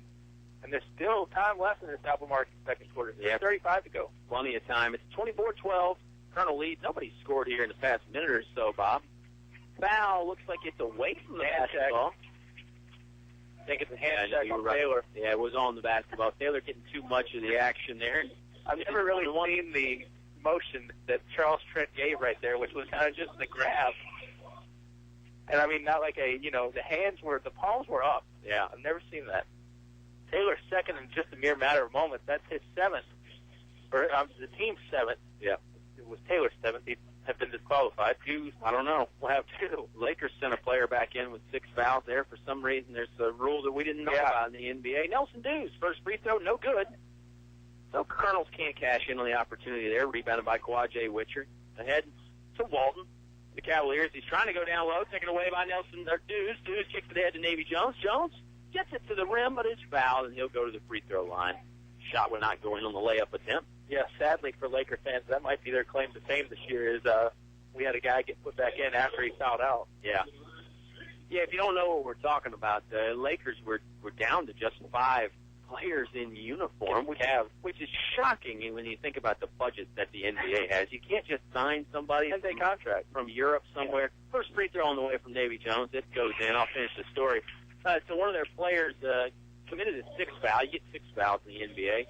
So everybody thinks he's disqualified, but the refs apparently informed the Lakers that there's a rule that says he can play if you get assessed a technical foul, and every foul he would have committed thereafter would have been a technical foul as well, too, right? I believe so. I kind of caught the tail end on the news the other night about that. We'll try and stay focused on this ball game. It's a pretty good game, but the Colonels appear to be pulling away a little bit. 26-12, Navy Jones converts both of his free throws. 10-0 run by Altavista. Yeah, that's definitely what I'd call pulling away. Walton tries to get it over to Jiggets. Jiggets doesn't find the handle. No look down low to Josh Jones. It won't go. Rebounded by Smith. His won't go. Rebound is still being tapped around. Nelson Dews finally pulls it down for the Colonels. Throws it ahead to Demetrius Johnson. Johnson, head of the rim, stripped away, got it back. Puts up the layup. Little contact there. No whistle. Here comes Chatham the other way, but Navy Jones took it away. This is the wild back-and-forth crazy stuff that you were referring to, Bob. It's not exactly time capsule basketball. Well, and Altavista doesn't need to get caught up in this wildness, too, even though they're up 14. You know, bad habits you don't want to develop later on. But, you know, Cavaliers can make it a wild affair. Demetrius pulls up from 4 feet, gets it to go, and he's fouled. A little off-balance one-hander there from Demetrius Johnson goes in. He'll head to the free throw line. 28-12. Guess that makes it a 12-0 Colonel run now, doesn't it, Bob? Yeah, this is, I don't want to say getting out of hand, but the Cavs really need something to go well. And, you know, Kyle, unless the rules have changed, because I've been off from some games this year, there is no 16-point shot that I know of on the floor. No. So Chatham just needs to concentrate and crawling back in this. I mean, plenty of time. You know, it's only the first half. Yep. First free throw, only free throw, excuse me. In and out for Demetrius Johnson. Won't go. Chatham breaks the timeline. Their basketball here with 2:26 to play. Taylor driving, stripped to the basketball, but they're going to say it was a foul. This is going to go on Nelson Dews, and this will send Rod Taylor to the free throw line. No, they're going to say it was on the floor. Cody Coburn will check back in. Altavista 14 fouls. Chatham has committed 9, so every foul for the next 2 minutes and 23 seconds committed by the Cavaliers, Altavista will shoot 2. Jiggets had to work to get that one in bounds. Threw it over the top with a lob pass to Taylor. Taylor surveying the defense a little bit. Puts it down on the dribble now. Driving, lost it momentarily. Picks it back up. He's down the right corner. Sends it over to Chiron Smith on the right block. Now Taylor driving. Gives it to Smith again. Ball's on the ground. Loose. Colonels are going to come out of there with it. Another defensive stand from Altavista. 2:04 to play in the half. Colonels lead 28-12. Their basketball. Hubbard thought about a 3. Now bounce pass down low to Demetrius. Demetrius lost it. Saved it. Into Allen's hands. Walker Allen. Three-pointer good. He has 4 3-pointers on the night, Bob Alvis. And the night is young, too, Colonel fans. 1:47 to play in the half. Colonels lead 31-12. Substitutions on the floor, not just delegated to the floor. Mr. Kenny Hunt going down for the celebration. Andy McCracken's taking over. Colonels coming down on a fast break. Demetrius Johnson skies up off the glass and in. Counts the bucket. Boy, what is it, a 16-0 run now for the Altavista Colonels? Coburn will try and change that with a 3. In and out, no good. Rebounded by Demetrius Johnson. Johnson's got ahead of steam, but he will slow it down now. Double team momentarily. Dishes it off to Hubbard. 17-0. Wow, this is a big run. It was a close game before that run started. Nelson Dews, three-pointer, count it. It's not just Walker Allen on this three-point party. Nelson Dews has invited himself, and the Altavista Colonels are really surging ahead now, Bob Alvis. 36-12. Ray Jiggets scored the first 2 of the quarter to make it 16-12. Colonels have scored the last 20. Wow is all I can say. Sometimes even I'm speechless. Smith backing his man down to the basket. Jump shot won't go in. Rebound to Davy Jones. And, you know, 1 out for Chatham is not helping at all either. And, you know, Altavista normally can hold for last shot, but with the way things are going, I'd almost put the foot on the pedal. 36 seconds left in the half. Hubbard has it. He's standing in the midcourt circle. He's about 1 foot from the half-court line, guarded by Jiggets, but no 5-second count administered yet, so Richard doesn't have to do anything. You're getting a foot on the floor now. You're getting a break at halftime, too, which is going to, you know, kill a little momentum no matter how good you're playing, and it's going to be a longer halftime, and maybe that's a good thing for Coach Mayo. 15 seconds. Jiggets, still no 5-second count from him. Hubbard is still about 1 or 2 feet from that half-court stripe. Left-hand dribble now. Down to 9 seconds. Colonels are going to hold for 1 shot at this point. Bounce pass over to Demetrius Johnson. Johnson going to use the dribble. Driving, spin move, gets to the right block, puts up the layup, won't go in. Chatham got the rebound and didn't look like they were in any hurry to put up another shot. Smith did kind of throw a half-hearted football pass up there. Didn't matter. We're headed to halftime. Colonels enjoy a big lead, 36-12. Subway halftime show on the way when you come back on 105.5 KD Country. Cool in the summer and warm in the winter. Tyree Little's Heating and Cooling on the ready to keep you comfortable year-round. Locally owned and operated, just a call away with over 20 years experience. Licensed and bonded. Tyree Little's Heating and Cooling, specializing in heating, air, plumbing, and electrical. Any season, anytime. Tyree Little's Heating and Cooling, keeping you cool in the summer and warm in the winter. Give them a call today. Tyree Little's Heating and Cooling, Gretna. In the past century, our community has grown, and Finch & Finch Funeral and Cremation Service has grown too, alongside the families they've known for so long. Finch & Finch is proud to have served you over 100 years. A family business, Finch & Finch Funeral and Cremation Service, dedicated to your service. Finch and Finch Funeral Homes. We're here because we care. High school athletics builds character, teaches teamwork, and provides a solid foundation for life. PCM Industrial Services recognizes the importance of high school athletics by sponsoring this sports broadcast for your enjoyment. PCM Industrial Services encourages everyone to come on out and watch the game. It's a great time for the whole family. Cheer on the Colonels. PCM Industrial Services, the industrial maintenance and construction specialists, serving the Mid-Atlantic region with quality craftsmen since 1986. Good luck, Colonels. You're listening to award-winning coverage of the Altavista Colonels on 105.5 KD Country. Subway halftime show begins here from Altavista High School. Colonels got a big lead over the Chatham Cavaliers, 36-12. It's really all that second quarter there, Bob. First quarter was back and forth all the way around, but now Altavista's starting to stretch this lead out a little bit. And we get plenty to talk about with the game, but they're right now on the court honoring the 2004 Colonels boys state championship basketball team. You mentioned they did the girls last week, their 04 championship. Guys out there right now, and a lot of old faces we haven't seen out there in a while. Yeah, that was probably one of the most talented eras for Altavista basketball. And I mean, granted, this era is talent. This era's got a lot of talent as well, but that era was very, very talented with boys and girls across the board. Yeah. Now you're going to see some Ryan Mitchell getting the accolades as the. They're going all out here. Scorebook operator, you know. They're not saying Sue. They're saying Sue. Right. Is there any backstory on that? Do you know it? Is it radio eligible? I don't know why Ryan Mitchell has the nickname Soup, but we always call him Soup. And A.J. Carlera getting on, and he was actually a ball boy on that team. That'll make you feel old right there when A.J. Carlera was a ball boy on that team. And it's Mike Carlera having a good time. He's all smiles out there. You talk about athleticism on that ball club, Bob. I got a feeling they could still give these current guys that are in high school a run for their money. I mean, Jeremy Booth and Kenny Hunt, not too far removed from their professional basketball career. And real quick, too, while Coach Carlero's out here, he's not in there, which means the locker room. So, or neither is anybody else, honestly, for that matter. And, you know, that's a different strategy because, you know, and the clock is running. I think it was extended a little 15, bit. Yep. Yeah. 15-minute halftime. Yep. But everybody's getting, you know, to observe this, which I totally, you know, respect. You know, respect the tradition. Yeah. And everything like that. But at the same time, you're not getting chalk talk. Yeah, and I think you're up 24, though. Right. Coach Carlera wanted it that way. He wanted his guys to see this. And obviously, most of these guys were a part of that state championship team last year. So they know what it's like to get to the top of the mountain there. So he wanted them to see this. Trey Travis getting announced now, one of the all-time great scorers. Bob, you always talk about him all the time. A.B. Hubbard out there, Kenny Hunt out there, Rondell Dews just now. Were you with me at Monticello? I was. When Trey Travis went went all aisle. Yeah. 45, if I'm not mistaken. You're right. That night. And Monticello won the game at the buzzer with a buzzer beater. I want to say Mike Brown, but I'm not 100% positive on the name. But that was a great game. Matt Blunden, the former Cavalier, was coaching them that night. But, you know, that 03-04 team, they had a lot of great ones. Only stain is they lost to Gretna 3 times that year. But I'll tell you what, I think everybody would take 3 losses to Gretna to get that state ring. Yeah, great point. And then Coach Carlera and I have talked about that a little bit. similarities there between last year's state championship team and the 04 team.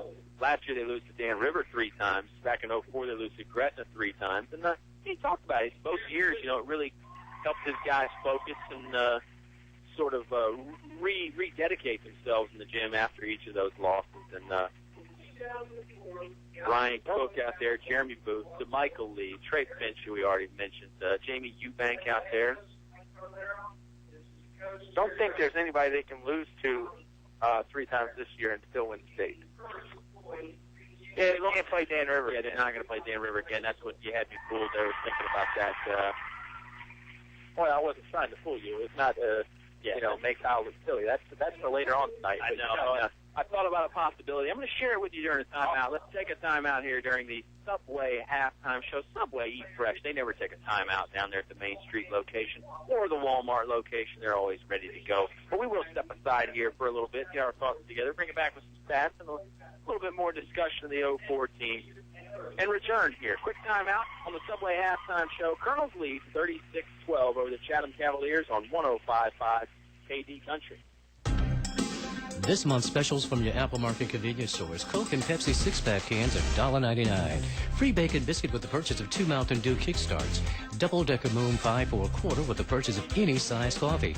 Enjoy 2 chicken tender biscuits for $2.49 at the Apple Market locations. Riverside, Gateway, and Main Street, Altavista. You know what they say. Stop by the Apple today.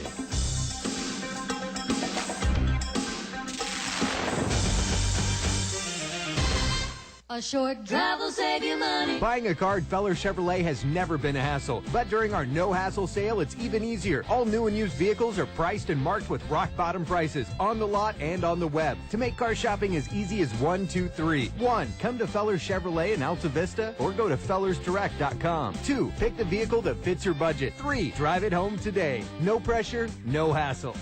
A short drive will save you money. Feller Chevrolet in Altavista. Some people have never tried food at a Mexican restaurant, so we asked Chad Shelton from Shelton's Plumbing and Heating about his experience. I wasn't so sure what the green stuff was, but they slipped some on my plate one day, and now I won't have a meal without guacamole. Still can't spell it. At El Cazador Mexican Restaurant, if you have questions, they give you the answers in English. Mexican and American foods, affordable prices, and fast service. Try it today, El Cazador, Main Street, Altavista. You're listening to award-winning coverage of the Altavista Colonels on 105.5 KD Country. Subway halftime show returning on 105.5 KD Country. I'm Kyle Haney with my tag team partner, Bob Alvis. Bob Alvis heading down courtside to converse with some of the people involved with that state championship there in 2004. So while I'm here by myself, how about I tell you what's happened in the first half? Colonel's 48-36-12 lead really went off there in the second quarter. Jiggett scored the first points of the second quarter for Chatham. Chatham then did not score again. It was 16-10 at the end of the first quarter. So still a relatively close ball game. So that means that means Altavista went on a 20-2 run in the second quarter, and really it was just a flat-out 20 unanswered run because I mentioned Jiggett scoring the first point, none thereafter. And exciting stuff here now. As my friend Bob Alvis has returned, let's step aside for one more time out, Bob. We'll give you a chance to get everything set up. Subway halftime show will return right after this quick timeout. Colonels lead 36-12 on 105.5 KD Country. English is so much more. English is more than a hardware store. English is your complete home center. Everything for every job you do. Always here for you. Get the quality you really need. That's English is so much more. English is more than a hardware store. English is your complete home center. On North Main Street, Altavista, open Saturday 8 to 4.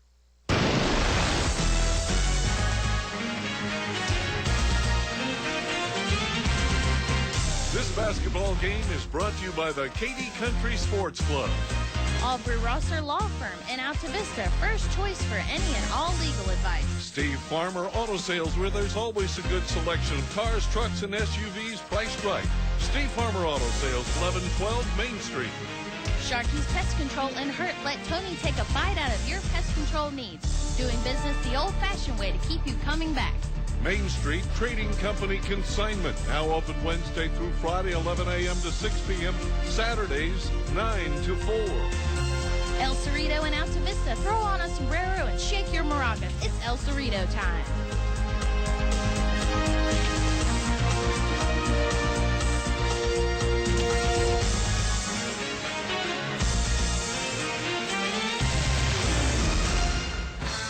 You're listening to award-winning coverage of the Altavista Colonels on 105.5 KD Country.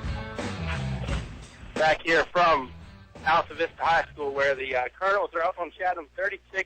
Bob Allenstack with you. Kenny Hunt and Jeremy Booth joining me, and Kenny, 03-04 team honored. That was a great team. Talk about your memories and talk about getting back together with the guys at midcourt. Oh, man, it was great to see everyone again. You know, guys I haven't seen. So, you know, really since I left school, and see them all come back. Everybody changed a little bit, and, you know, it's a good feeling, you know, to be here and come back to where it all started, you know, where we all got together for the first time. Talk about that run to the state championship that year.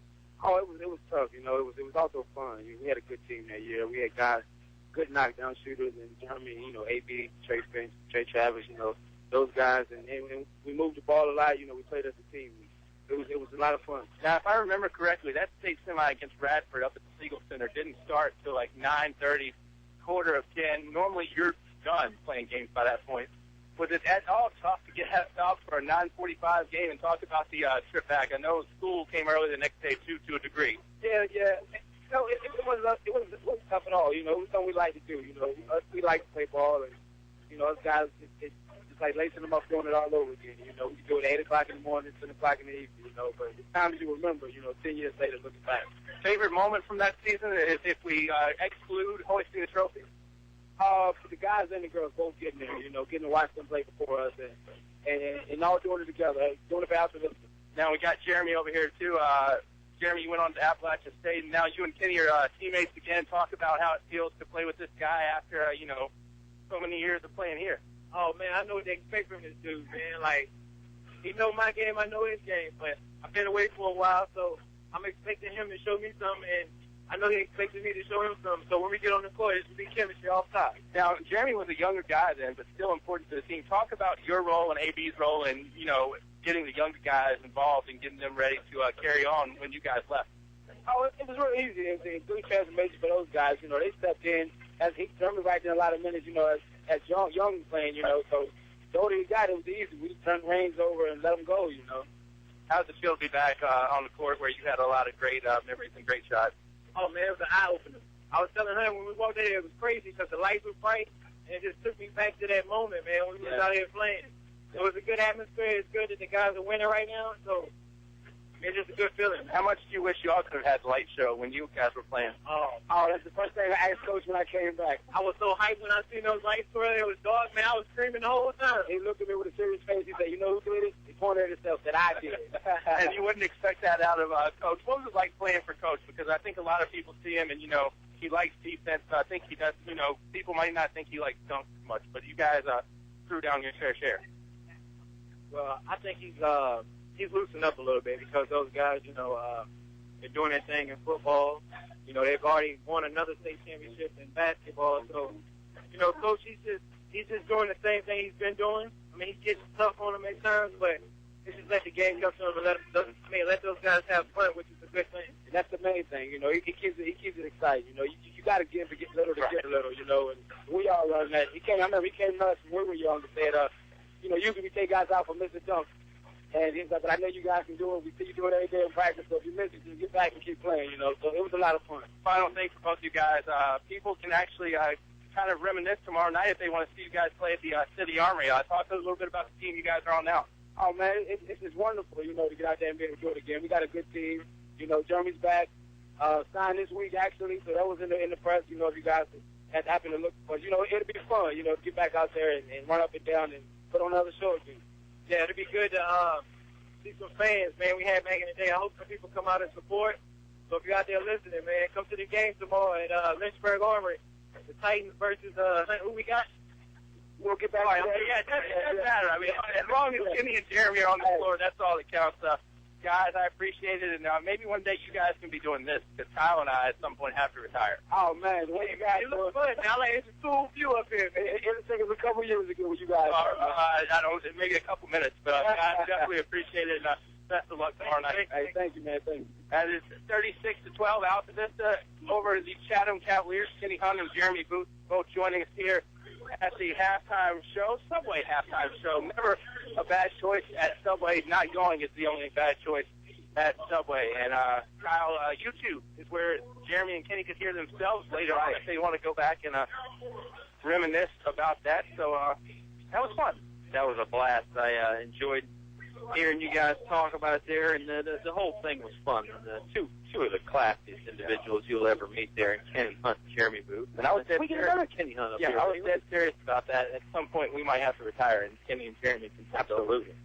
They could do some color commentary, some play-by-play with the best of them. And, I do want to mention the three guys that weren't out there, Coach. I called you Coach, Bob. Yeah, you Coach. people have called me that before. The three of the guys that weren't out there, Alan Grisenda, Thaddeus Ferguson, and Reggie Monroe weren't out there. So they were the three that could not make it, but definitely we'd like to mention those Coach guys. And Brian Freeland, yes, unfortunately, not here. He listens every now and again on DailyCountry.com. And, a guy that's always here in spirit, Mr. Jeff Koch, who ran the scoreboard clock for many years with Tootie. Jeff Koch, he's got the tournament named after him. Really just, I actually came down when he had his funeral here at Altavista High School, and that gym was just as packed as if it was basketball. Right. He meant a lot to the community. Second half underway, Altavista to the left, Chatham to the right. Yeah, Cavaliers got to find a way to get back in this game. Backdoor cut from Michi Mall back won't help their effort. Colonel fans, you got to love it, though. That stretches the lead out 38-12. Bob will get you some halftime stats here as we go on. We'll have some time. A little bit of a different situation here tonight, but definitely a blast that I think we're all having. Rod Taylor, basketball, left wing, driving, puts up a wild one, won't go in, rebounded by Darius Johnson. Darius fouled as he's trying to come out of there with it. First foul of the half on anybody. Looked like it was on Rod Taylor. It was. Should be his third, Bob Alvis. And, again, 38-12 lead that the Colonels are sporting right now over the Chatham Cavaliers. 7:27 to play in the Apple Market third quarter. We'll get to talk some more 04 memories as this one goes on. Cavs trying a little different press there. It's more of a half-court trap press. Colonels do break it, get it into the front court. Free throw line of Demetrius Johnson. He'll turn. He'll fire the 15-footer and makes it. Ends up falling down afterwards, but gets it in. 7:05 to play. Colonels 40. Chatham 12. That makes it a 24-0 run unanswered since the start of that second quarter, if I'm not mistaken, Bob. Bobby Walker will try a jumper. Won't go in and out. That one tastes a lot of the rim, but wouldn't go down. Rebound comes down to the Cavaliers. Smith puts it up. No good. Walker got another rebound. Puts that one up. No good. He's fighting for it. Jumps up in the air. He got locked up with Richard Hubbard there. Hubbard got banged in the eye a little bit. It is a jump ball mutual possession situation there. Might need to get some more people from that team up here. I mean, this one's out of hand early here in the third quarter. 40-12. Altavista Chatham has not scored since the first bucket that Ray Jiggets had in quarter two. Yeah, that is a long drought. 6:38 to play here in the third quarter. Taylor driving, might have took an extra step, but he gets it to go on the layup, and they finally do break that scoring drought. Well, now they need to make a run, though. Oh, more than one run probably. But Barry Mayo's squad got a lot of fight. A lot of those players in that court right now have a lot of fight for the Chatham Cavaliers. Walker Allen controlling to the Altavista Colonels. Guarded by Jiggets, throws it over to Richard Hubbard. Hubbard, middle of the court, right-hand dribble, trying to shake his defender, Taylor. Now chest pass over to Walker Allen, left wing. Allen was looking low post to Darius Johnson. Now he gets it to him. Johnson absorbs some contact. First shot won't go. Darius got a rebound, sticks it up and in, and they do call the foul on that one. Darius Johnson, if at first you don't succeed, try again. Makes it 42-14 in Altavista Colonel lead. 3-point play opportunity on the way for Darius Johnson. Boy, we had all the 04 talk. We didn't even get to talk about the barrage of threes that the Colonels were throwing in the first half, Bob Alvis. By far their biggest output from behind the arc so far this year. Yeah, Bobby Walker with the third foul, like you mentioned, and Chatham in quite the hole. Yep. Darius Johnson did convert the free throw.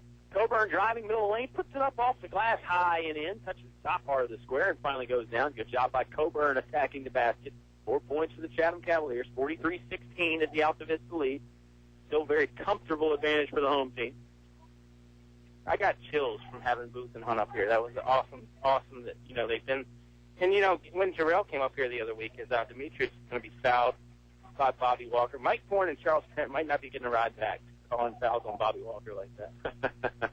Just kidding. Bobby Walker's the third official. Bobby Walker, the player, fourth foul. But, a lot of guys that come up here, like, I've never been up here before. It's kind of nice up here. Jarrell the other week and now Kenny and It is a different perspective when you're used to being on the court. Occasionally you look up here and see us and the PA address announcer, that kind of thing. But it is different when you get up here, up in the friendly confines of the press box from Altavista. I'll make a point about Jarrell and Jeremy and Kenny here in 1 second when we get a stoppage and play. Michi ball back controlling with the dribble. About a foot away from the sideline, foot away from the half-court line. Now they get it left wing to Hubbard. Hubbard down low, left block to Demetrius. He is blocked, and they'll call this on Chiron Smith. Shot didn't go in, but Demetrius has a little smile, and now a technical foul has been assessed to somebody on Chatham, and I bet it's on Chiron Smith. It is. The foul was on Smith. The technical is on Smith. Picking up the 2 for 1. Yeah, not a good situation there for Coach Barry Mayo's club. Demetrius Johnson will shoot the 2 for being in the act of shooting, and then they can send whoever they want to shoot the next 2 technical fouls, Bob Alvis. But things are really kind of going bad. Smith, by the way. I think you're right. Really kind of going bad to worse here for Chatham. And while we do have a second with the free throws, I will say the common theme about everybody that comes up here, former athletes, former coaches, they're all very well-spoken, Bob. And that says a lot to the high school in general, not just to Coach Carlero and his staff, but just to everybody here at the high school, everybody in town, really. It's a great community. Everybody strives to do big things. And it is impressive when you hear these guys go away and come back, how well-spoken they are. And really, like you said, they could easily come up here and take our job. I think we might ought to be worried. If our executive producer, Dave Haney, heard that, we might be on the chopping block soon.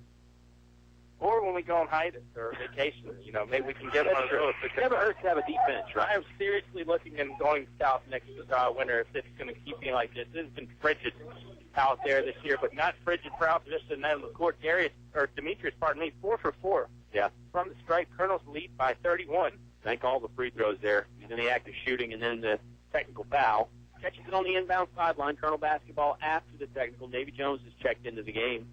He's dribbling, middle of the court. Now he'll cycle it over left wing. Head to the left corner, bring it out to the wing. Top of the key to Demetrius Johnson. Johnson directing traffic, telling his brother to go down low. He swings it to his brother, middle of the lane. Darius lost it, though, and it's picked up by Coburn. Here come the Cavaliers. The other way, Coburn changes direction, pulls up at the right elbow, counts the bucket.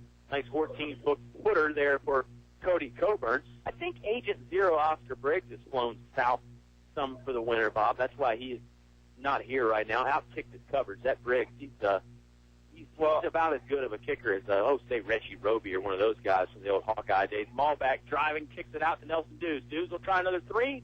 Side of the iron, no good. Rebounded by Demetrius Johnson. Lost it. Going the other way to Chatham. And, had the Big O been here tonight, I was going to really recommend that we do the experiment that we had done before where, one man goes down on the floor, has the sideline just because of the significance of tonight's game. That's true. It would be nice to have a roving reporter situation right now just to bebop around in that crowd and get to talk to all the exciting people over there. Chatham will inbound right in front of their own bench after the deflection.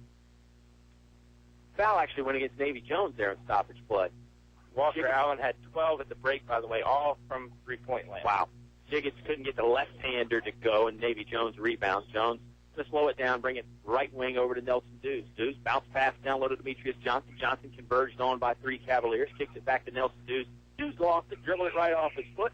4:03 to play in the Apple Market third quarter. It's a 47-18 Colonel lead, Bob. Chatham had 12 points in the first half. If you reverse those numbers with the 1 and 2 and put 21, that's the points Altavista had all 3s in the first half. 7 triples go down by the Colonels. Interesting point there. 12 points in the first half. You got 6 here. They get 10 points in the first quarter, Bob. So really, first quarter by far, highest scoring output for Chatham, and they really were playing well in that first quarter, but Altavista just pulling away now. Colonels with the big lead. Coburn throws up the one-handed runner. That goes in. Gets the Chatham Cavaliers to 20 points. Colonel still with the 47-20 lead. 3:40 to play in the quarter. Cody trying his best to get Chatham somehow scratching back in this one. And if you're Barry Mayo right now, I think you just want to see your team fight. Yeah, McClure bounce pass it down low to Darius Johnson. Johnson from 5 feet, smacked away out of there by Philip Pozzetta, but they're going to call the goaltending. Count the bucket for Darius. It goes to 2 points for Darius, and he did really wipe it off above the rim, which says something about Pozzetta's size and his leaping ability. Jiggets driving, throws up the high arcing shot over Darius. Won't go in, no rebound is loose. They call jump ball tie up. Coburn and Josh McClure were fighting for it. Possession arrow favors Altavista. Navy mistimed his jump as he was going to sky up for that rebound, and then Navy was up in the air and just not in sync with the ball. Navy will do the honors inbounding. Chest pass over in the corner to Darius Johnson. Johnson will dribble away from the pressure. Bounce pass middle of the court to Navy Jones. Still haven't broken the timeline. Now they finally do get it into the front court. Drew Meadows back in the game for Chatham. He's guarding Navy Jones. Over to Josh McClure for the Colonels. McClure tried to go back door, but wasn't on the same page. Turnover there. Chatham comes away with it. 3 minutes to play in the Apple Market third quarter. Pozzetta fakes the three. Now he's driving. He'll put up a runner. No good. Got his own rebound after the deflection. Didn't know he wanted to do it, but now he decides he'll stick it back up for 2. Odd-looking play there. Pozzetta, I guess he was expecting a whistle there, Bob. He thought he kind of stopped. He kind of caught his own play right there, and Pozzetta not in position. Pozzetta was kind of turned sideways. Yeah. As Navy caught him on the hip. And Pozzetta, a sophomore, was he on the team last year? He was on the team last year as a freshman. He has committed the foul on Navy Jones on the other side. Jones headed the free throw strike to shoot a pair. His layup attempt would not go in. And Altavista shooting the rest of the way. That's 6 team fouls on Chatham. So the next one will be 1-1. So really, every foul from here on, Colonels are shooting. Free throw no good from Navy Jones. Chandler Pribble going to check back into the basketball game on senior night. Hubbard checked in. Nelson Dews checked in. They joined Navy. And Dylan, right? Yes, Dylan Allen on the court right now. Davy Jones was telling his teammate who he was guarding, and the referee threw him the basketball for the second free throw. Navy wasn't really looking. Second one does go down for Navy Jones. It's a 50-22 lead for the Altavista Colonels. 2:40 to play in the Apple Market third quarter. Meadows driving, kicks it over to Walton. Walton will tee up a 3-ball, and it's good. From the left wing, R.J. Walton counts the 3 for the Chatham Cavaliers. 50-25 now is your Colonel lead. 2.5 to play in the quarter, Bob. I don't think Altavista was affected by not going in the locker room at the start of the third quarter, at the start of halftime, by the way. Yeah, a little different situation with the big lead, 36-12 at halftime. Dylan Allen driving left hand, counts a bucket from the senior Dylan Allen. Great play right there, really. We've talked about some guys absorbing some contact. Dylan just ran right through some contact and stuck it in for 2. Coburn driving, lost the handle. It finds its way to Pozzetta. Pozzetta can't get it to go. Rebound loose. Back to Coburn. Coburn will throw it up wildly. I think they're going to say he was fouled on the floor, though. It'll go against Dylan Allen, number 15 for Altavista. Dylan's first, second on the team. And, this game's still far from over. Apple Market third quarter shows 2:01 to go in the frame, 52-25 Altavista. But really, I think when you play the fourth quarter, if you're Chatham, it's almost like the first quarter of the next game, too, because bad habits, I think, can just linger, and really, you don't want to have a hangover going into your next affair. Yeah, it's hard to get that taste out of your mouth when the scoreboard shows you're down by so much, but you have to try as hard as you can. Fouls on Navy. Yep. It's first, second, and team's third. Did you talk about the Nelson County game from the other night that's not being made up? I had not mentioned. I mentioned it against Wednesday I mentioned it against Gretna Wednesday that the Colonels probably not going to have enough time to make that game up. Coach Carolero and Coach Brandon Garrett from Nelson really agreeing to, hey, we've already got 3 or 4 games in a week. It's just too late at this point. Walton double teamed, and Altavista is going to come out of there with it. Nelson Dews with the steal, running the fast break, puts up the layup. No, he dishes it off to Pribble. Foul in the act there. We'll see if they notice that Nelson Dews was passing or not. It's shooting anyway. Yeah, good point. It would be a 1-and-1 at least. The referee did signal 1-and-1, so they saw that Nelson Dews was shooting or in the act of passing. Excuse me. Foul was the 4th one on Chiron Smith there. It's hard to collect your thoughts sometimes on these. I'm telling you, so you know how I felt all these years doing the play-by-play. It's not as easy as it looks. No, it's not. I don't think I ever thought it looked easy. But referees are going to... Nelson got the ball too early before the people were really set. Bobby Walker has 4 fouls. Shai Smith has 4 fouls. So, yeah.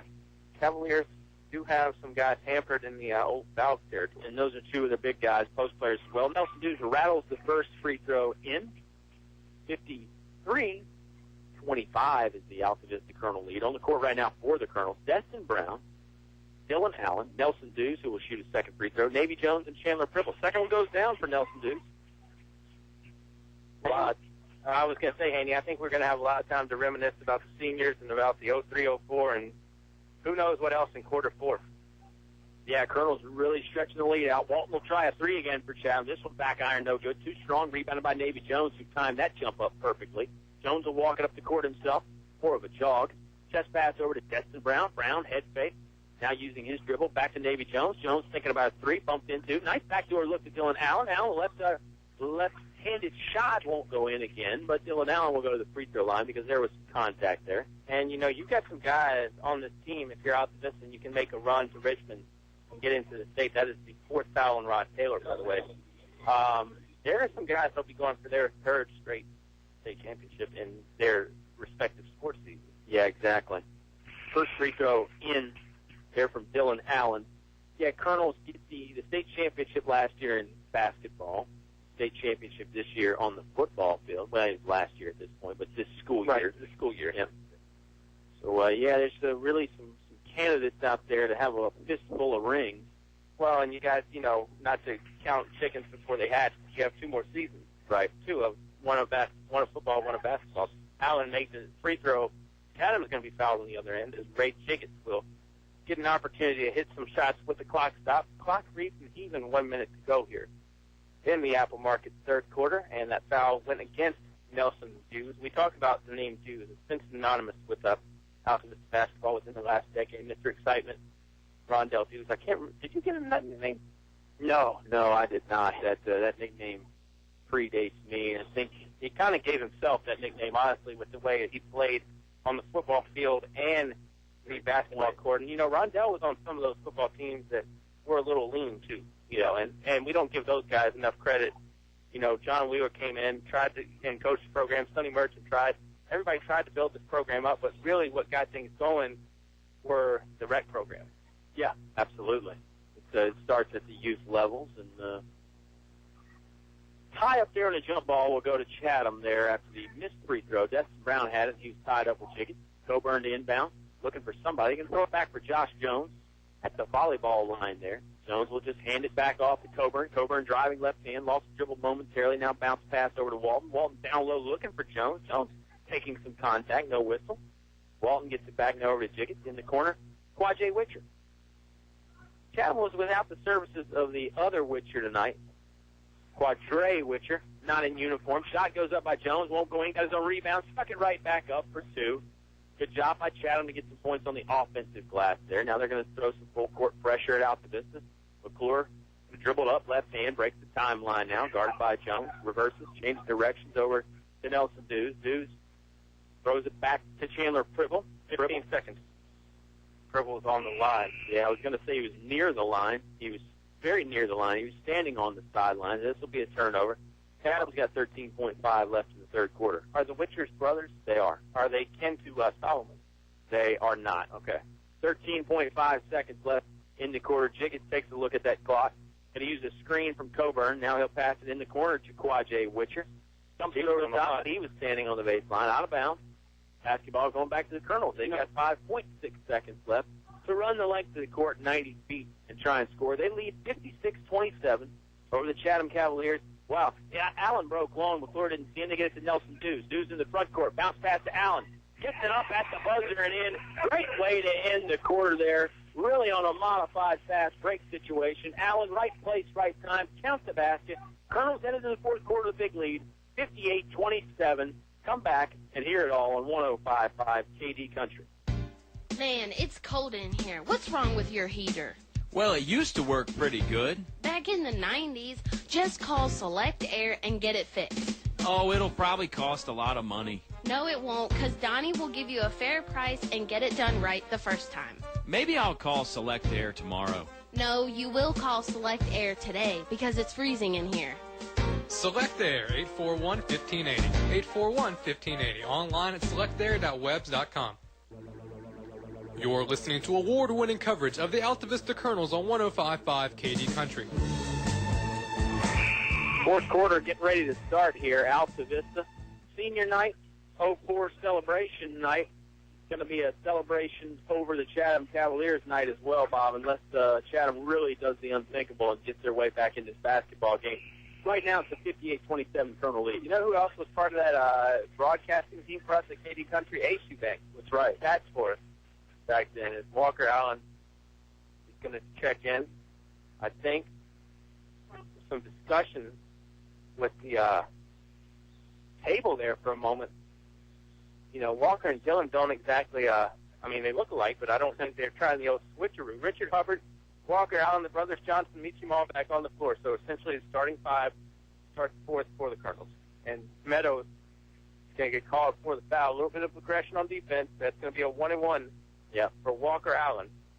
Allen's been good from the free throw line all year. He's been good from behind the arc tonight. You mentioned he had 4 of them in the first half.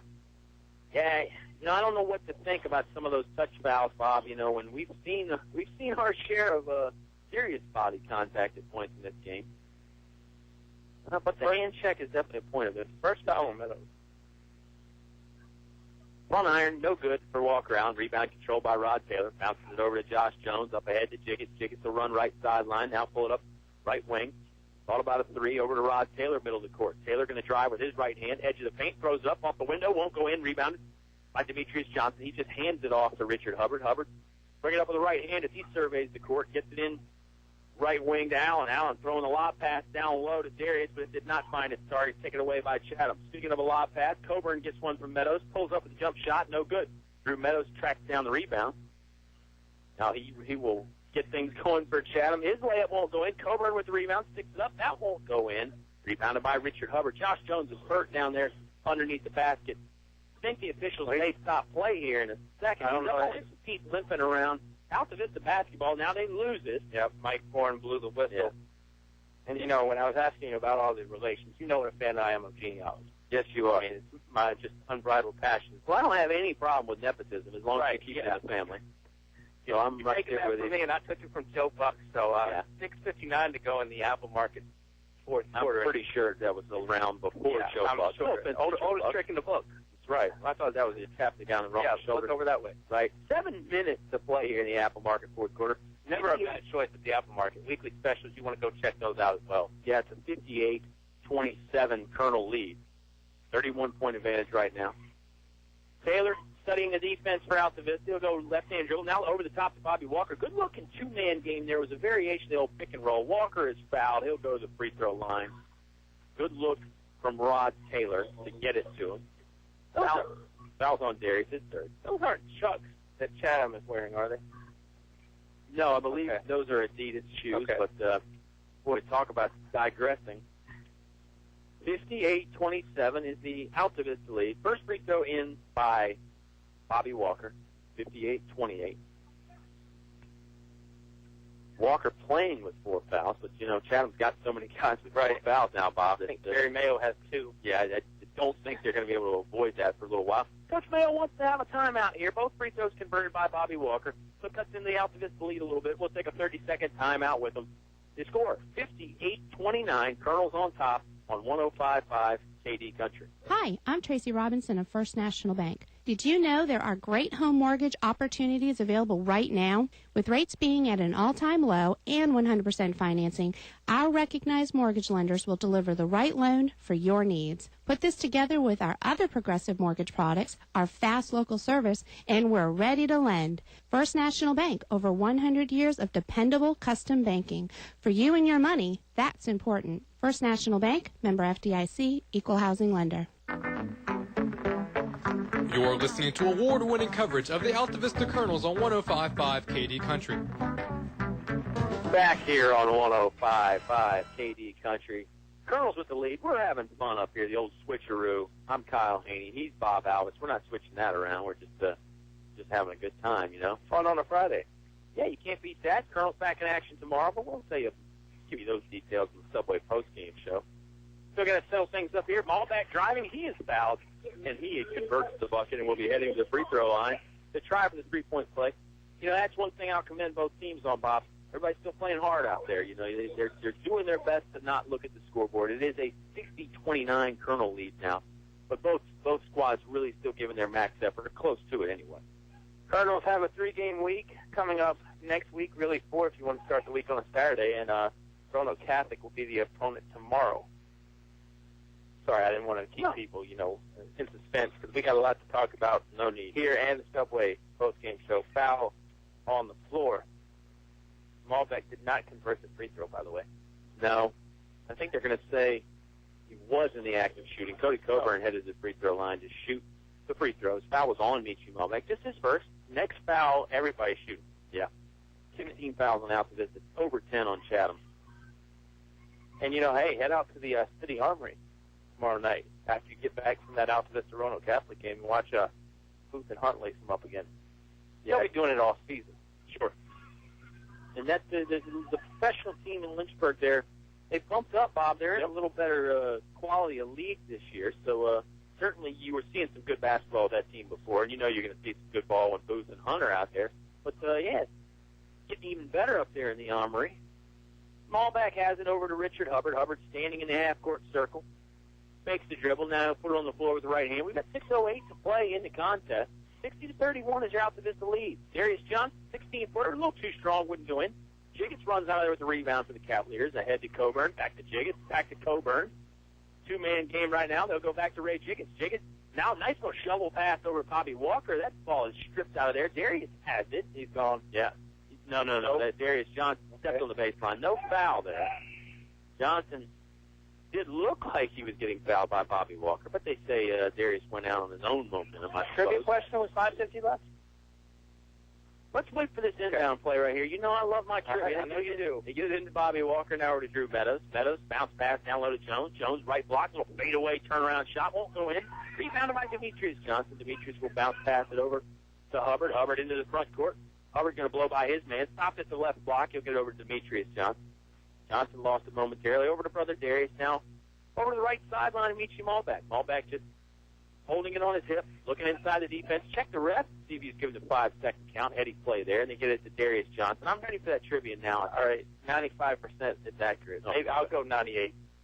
Two men who went and played basketball at the University of North Carolina coached Jeremy Booth at Appalachian State. Michi Malbec deposits for two with a nice pass from Demetrius Johnson. Back to 31 by Michi Malbec. Name the two former Tar Heels that coached Appalachian State when Booth was playing. Coburn misses the three. Yeah, Coburn three won't go in. Rebounded by Bobby Walker, who scores it. Coach Mayo wants to sound another timeout. We'll take a 30-second timeout as well. That'll give us a chance to recap the trivia. Altavista still on top, 62-33, halfway through the fourth quarter here on 105.5 KD Country. The following is brought to you by English Construction Company. There's just one place where students are students first, and athletics are played with purpose and perspective. That place is your local high school. High school sports offer more than the joy of competition. Studies show that student athletes in Virginia are also likely to enjoy greater levels of achievement in other areas of their lives, including academics. High school sports, a winning part of a complete education. You're listening to award-winning coverage of the Altavista Colonels on 105.5 KD Country. Big Colonel lead here in the Apple Market fourth quarter, 62-33. They got the advantage over the Chatham Cavaliers. And Bob Alves had the trivia question of what two former Tar Heel players coached former Colonel player Jeremy Booth in his collegiate career. Is that the question? Correct. And I was talking to Bob in the break there, folks. I'm not much of a Tar Heel fan. Agent Zero Oscar Briggs would probably have this question in the bag. I'm kind of drawing a blank. I know there's some guys that did. One was a roommate of Michael Jordan in college, so we're going back in the early 80s. I know, and if I was a Tar Heel fan, I would know that. Buzz Peterson. The old Buzz, Peterson. One small step for man. Richard Hubbard, another basketball. That was a little bit of another guy. Buzz Peterson also spent time at Tennessee. Now I think at UNC Wilmington, as a matter of fact. Darius with the basketball beyond three-point line inside to Michi. Michi's rejected by Coburn. Michi still in that lane. Got to get out of there. We saw the old 3 seconds Wednesday night on the guy with the basketball. You don't see it very much, but Michi probably pretty wise to dribble that ball out. He was just kind of stuck in the middle of 3 or 4 Chatham players. Still Altavista basketball. They go baseline to Darius Johnson. Now foul line to Demetrius. Demetrius will tee up a 16-footer. No good. Rebounded by brother Darius. Picks it back up. And then more points for the Colonels. Chatham going to get an inbound. Give me the second guy, former Tar Heel that coached Mr. Jeremy Booth. I think a three-pointer hoisted by Chatham, no good. Demetrius can't get the board. Chatham sticks it back up and in. That is Bobby Walker. Bobby Walker having a nice little fourth quarter here. I believe he coached Jeremy's senior year because Jeremy did redshirt that 1 year due to plantar fasciitis, I believe. But the other one would be Mr. Jason Capel. I have heard that name. Throw it down low to Darius Johnson. Darius will fall away. 5-footer won't go in. Rebounded by Chiggets, but Darius took it away from a little foul there. It's going to be on Darius Johnson. I think that's the fourth one on Darius Johnson. Right. Now, one situation coming for Ray Jiggets and the Chatham Cavaliers. Wholesale substitutions around. You're going to get 5 fresh bodies. Then you're going to get 4 because, well, you are going to get 5 new faces for Altavista. You're going to get at least 3 or 4 for Chatham. We'll sort them all out in a second. Finish your thought about the Jeremy Booth playing career. No, I was done. Oh, darn it, you could have thrown something else. No, I was going to say Jason Capel is, I believe you saw him play because he went to North Carolina back when you were into college basketball and watching. And, of course, his brother, Jeff Capel, who is now an assistant coach at Duke, and his father, Jeff Capel, was the coach at ODU for a while. Jiggets at the free throw line. He'll make the first, so he'll get a second. 64-36. On the floor for Altavista, you've got Nelson Hughes, Josh McClure, Dylan Allen, Navy Jones, and Chandler Pribble. Cavaliers have got Chiron Smith, Ray Jiggets, foul line, Rod Taylor. Jiggets makes both. Josh Jones. Boy, Barry Mayo wants another timeout. What do you say we just keep it here for right now, Bob? We got all kinds of things that we can talk about that we probably should be talking about during these timeouts instead of while the exciting action is taking place out there on the hardwoods right now. 64-37, Altavista with the lead. Here's some other trivia. This is not really trivia because I don't know the answer. What conference is Chatham in? Or who's in there? Do you know? I think it's conference either 37 or 38. And yes, I do know who is in Chatham's conference. It's the remnants of the Dogwood District Division II teams. You got Chatham, Dan River, Gretna, Appomattox, and then they've thrown in 2 James River teams, Randolph Henry and Buckingham. So I phoned up on my conferences a little bit, as you know. As much as I love college sports, you really got to keep a scorecard of who's in what conference. Yeah, and with the way the VHSL high school and college. Yeah, I was going to say, it's, just trickling down. Yeah. Barry Mayo still on the floor with his team, and timeout's not officially done, but it's getting close. So, it's going to be a weird, wild, wacky February into March for high school sports. Yeah, it is. It's a little bit different now. Some districts are still doing a district tournament, like the Seminole District, and some aren't. Some are just going straight into conference play. Colonel's getting inbounds. We'll talk about those conferences again in a second, because you need an entire broadcast to do that. Preble going to try a 15-footer. A little too strong, won't go in. I believe this ball is off McClure, and it'll go back to the Chatham Cavaliers. Might have to bring the buffet back just for that. Just to a 3-hour podcast on breaking down the high school conferences. Tutorial. Everybody will understand. Jiggets will get in the front court, get to a little beyond the three-point line, then he'll bring it back out. Over to Rod Taylor, right wing. Jones posting up down low. Preble playing some good post defense with the Colonels. Here comes Chiron Smith. He'll fire a little turnaround 12-footer. Won't go in. Rebounded by Navy Jones, who's in the right place at the right time, as he so often is. He'll bring it up, weaving his way in and out of the defense. Lost the handle momentarily, but got the basketball back. With the way Preble is playing, you can tell he works against the Johnsons in practice. He's just battling down there with Jones. Funny thing is, if Jones had just kind of taken a step back, I think Preble might have fallen. Hughes is going to get fouled in the act, and that might be 5 on somebody because half the team, I think, for Chatham is playing with 4. True. Nice little pull-up 14-footer there. Wait a second. Second foul on Josh Jones. Hughes will shoot a pair. We've got 2:58 left to play in the Apple Market fourth quarter. 64-37, make it 65-37 is the Colonel lead now. And, how about those seniors again a little bit? You mentioned Chandler Pribble. Obviously, he and Dylan Allen, role players on this ball club, but very valuable. And you mentioned it. I mean, you got to bang against the Johnson brothers day in, day out in practice, and that's important. I mean, obviously the Johnson brothers are 2 of the best around, but they got to get good work in practice to be up there. And I think Allen and Pribble both provide that. Yeah, Chandler Pribble's future as a soccer goalie will be had on the next level. 65-37, Altavista with the lead, and the reserves, the guys that maybe don't play as much, they're working because if they don't work in practice, Darius Demetrius and everybody else is not getting better in the game. Yeah, absolutely right. Destin Brown going to drive. He's a role player off the window, won't go in. Rebounded by Coburn. I say Destin Brown's a role player. I was going to finish the thought and say anything but that on the gridiron. Coburn pull up three ball, won't go in. Rebounded by Rod Taylor. Taylor lost it, although flash went off of Altavista. Fourth trip day to the Chatham Cavaliers. Taylor to do the honors inbound. Trying to send some guys in the right direction. He'll throw it long to Cody Coburn. Coburn just a step inside that half-court line. Looking to use a high ball screen. Driving to the basket. Puts it up. Gets it in off the glass. Good-looking play there by Coburn, and he was fouled, so he's got a chance for three-point play. 2:16 to play in the Apple Market fourth quarter. It's a 65-39 Altavista Colonel lead. C squared does it for C squared. Foul on Dylan Allen. Chatham Cavaliers. I'm sure we could go over this, but for schools that have one word in their, school name and then one word in their nickname, how many match up? Maybe we can talk about that later on. Boy, that's going to be fun. Barry Mayo wants another timeout, though, Bob. We will take this one with him. 30-second break here on 105.5 KD Country. Stay cool in the summer and warm in the winter. Tyree Little's Heating and Cooling, on the ready to keep you comfortable year-round. Locally owned and operated, just a call away, with over 20 years experience. Licensed and bonded. Tyree Little's Heating and Cooling, specializing in heating, air, plumbing, and electrical. Any season, anytime. Tyree Little's Heating and Cooling, keeping you cool in the summer and warm in the winter. Give them a call today. Tyree Little's Heating and Cooling, Gretna. You're listening to award-winning coverage of the Altavista Colonels on 105.5 KD Country. Back here live from Altavista High School. Colonels comfortably coasting over the Chatham Cavaliers, 65-40. Apple Market fourth quarter. Bring out a special shout-out, Bob. I didn't forget. I just put it on hold for a little while. Coach Ward wanted us to give the old shout-out to his family again. Wife, Gwen. Old fastball Nolan there. He's got the Nolan Ryan fastball. That's why Coach Ward named him Nolan. And, of course, Jude, and I think Coach Ward's dad might be listening as well. Ball knocked out of bounds. Destin Brown working hard to get it inbounded for the Colonels.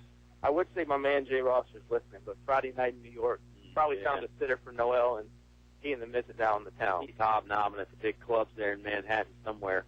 My friends Kim, and Eric might be listening in town, and, Delano Douglas, he flips on KDCountry.com there in Petersburg, and like I said, Brian Freeland's been known to use the internet a time or two as well in North Carolina at last check. They have that? No, I suggest. Dylan Allen, West Virginia, right. Allen bringing it in the ball game. He is knocked over, still retaining possession, trying to get to somebody. He does get it to Destin Brown. Nice heady play there by Dylan Allen. They kick it out to McClure. McClure wants a three. He's got a three. Colonels took a little break from shooting the three ball, but they're not done yet. It's Josh McClure reigns in one. You know what would be fun is Preble with the block, McClure with the rebound. All-Star Weekend's coming up, but I think Colonels could have their own version with three-point and dunk contest just with themselves. Zeta will finish Preble with the foul. Good play there by Zeta. Still playing hard. I mentioned it, despite the score, which is 68-42. Both ball clubs still playing really hard there. Foul is on Preble. No, it's on McClure. His first. I thought it was on Preble. They were both in the area. No, they were in the area there. And, we see that a lot where two guys are there, and you can kind of give it to either one of them. Free throw, no good. Rebounded by Destin Brown. He'll bounce pass it over to Josh McClure. McClure will bring it up for the Altavista Colonels. Down to a buck 30 to go in the Apple Market fourth. Kyle Haney will be back with you tomorrow from the Civic Center in Salem, Virginia, the City of Champions. Always fun to go up there to Salem. Last time the Colonel team was there, I believe, was the state championship football game. McClure, a little scoop layup, gets it to go, middle of the lane right there. But also played by McClure. Well, they've won their last two in Salem because the basketball team won the state quarter as well. Yeah. 70-42, shot up by the Cavs, no good. Preble with the board. Preble getting harassed by Buzetta and Jiggett. Going to call a foul on one of them, and Chandler Preble headed to the free throw line. Barry Mayo out of timeout, by the way. And I don't think Mike Carlero's going to call one, so this could be commercial-free radio for the next 101.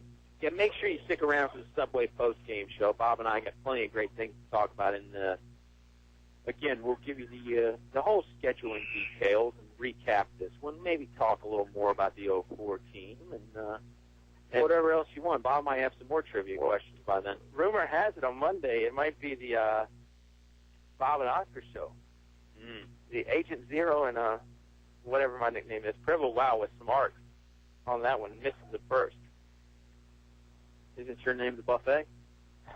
If you looked at me right now, you would think that it needs to be the runner again. I need Robert Duff to start sponsoring me to get me in some races. And I was just eat healthy, eat fresh. Talking about the Talking High School Sports Buffet podcast. Second free throw all the way from Pribble. Back iron won't go in. Rebound on Twitter and Facebook, by the way. Shameless plug. Shot, you never have any shame. Smith brings it into the front court for Chatham. We're under 1 minute to play. Coburn has it. 35 feet away from the basket. Now he'll dribble, gets it to the three-point line. Guarded tightly by Dylan Allen. He's going to back it out a little bit. Coburn still with it. He'll throw up a wild one. Altered the shot there Destin Brown did, and the rebound comes down to Josh McClure. McClure getting fouled by Coburn, and they do call this one.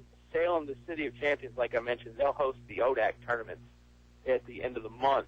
And I'll tell you what, I don't know if you've taken a look at the ODAC website lately, but Lynchburg College, third in men's at last check. The women are second.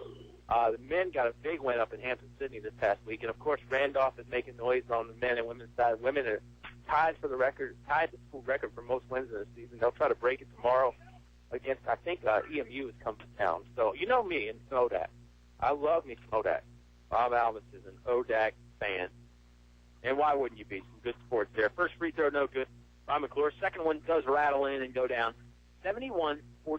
Altavista Colonels on top. 38 seconds left to play. We've had a lot of friends go to the ODAC and play respective sports as Coburn knocks down the jumper. 71-44. Long jumper there for Coburn, about 18 feet away from that right wing.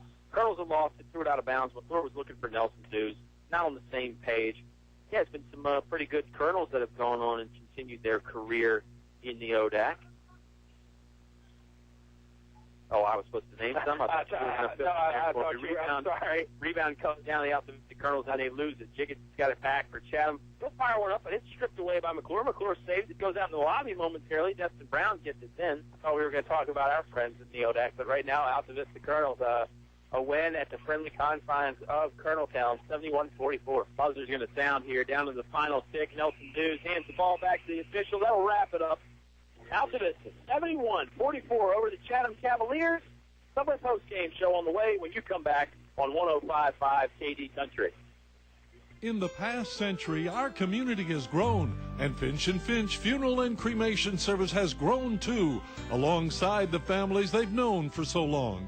Finch & Finch is proud to have served you over 100 years. A family business, Finch & Finch Funeral and Cremation Service, dedicated to your service. Finch & Finch Funeral Homes. We're here because we care.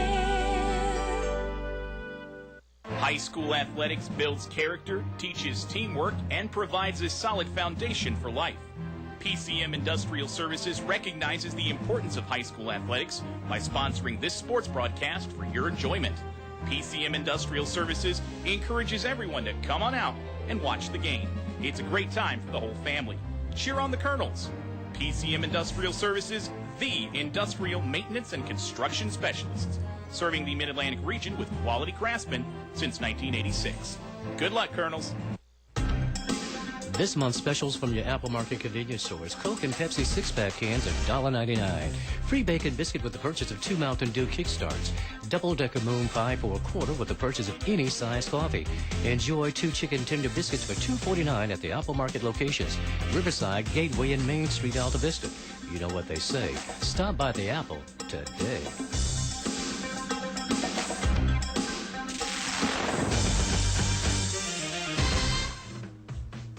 Listening to award-winning coverage of the Altavista Colonels on 105.5 KD Country. Started the Subway post-game show here on 105.5, and Colonel fans are happy. They get the big win on a very special night. Kenny Hunt Sr. exiting the building. He got to go down the court. He did. He got to join the ball club down there. Kenny was the public address announcer during the 03-04 season. Yes, he still is. And, of course, the father of one of your halftime guests there, Mr. Kenny Hunt Jr. I prefer to say our halftime guest. You were in the booth. I was in the booth. I was just an innocent bystander there. I'll tell you, Kenny Sr. can really hoop it up still, too. I know that for a fact. And the Altavista Colonels can hoop it up pretty good on the hardwoods tonight over the Chatham Cavaliers. There's a really back-and-forth first quarter. Next 3 quarters belong to Altavista in a big way, Bob. They had that, I think we said it was a 24-0 run. It stretched out the second quarter and then into the third quarter a little bit there as well. And it's just hard to hard to give up that many points unanswered and still come back and win, and that was the problem the Chatham Cavaliers had tonight. They're a good ball club. Chatham can make some noise in the playoffs there, for sure. And Altavista, I think, obviously, they've got the high expectations for the playoffs. Bob Alvis gets some point totals going on, so while he's doing that, it gives me another chance to tell you about things going on at Subway. You know, you always eat fresh at both locations there, the Subways in Altavista, Main Street, and then also in the Walmart on the Clarion Road. It is February, so maybe you heard about that little thing called Valentine's Day. You know, some people aren't big on Valentine's Day, and that's fine. Just go get you a Subway gift card for a good friend like Bob recommended. If you are big on Valentine's Day, get you a Subway gift card for that sweetheart in your life, and I'm sure they're really going to love it. And, of course, they got the new flatbread pizzas at Subway. $3 6-inch select is the oven-baked chicken. You were all marinara is the $5 foot. You were very upset that you had never thought about the flatbread pizza. I remember when we went in there the first day, you were miffed. It was bittersweet. You know, I was excited about it, but I was upset that I didn't think about it first because I knew it would be right up my alley. And you would have gotten no money off that, by the way. Probably not. For royalties or anything like that. I aspire to things greater than money in this life, Bob. The Colonels aspire to. Who are you and what have you done with Chatham? Colonels aspiring to play some pretty good basketball.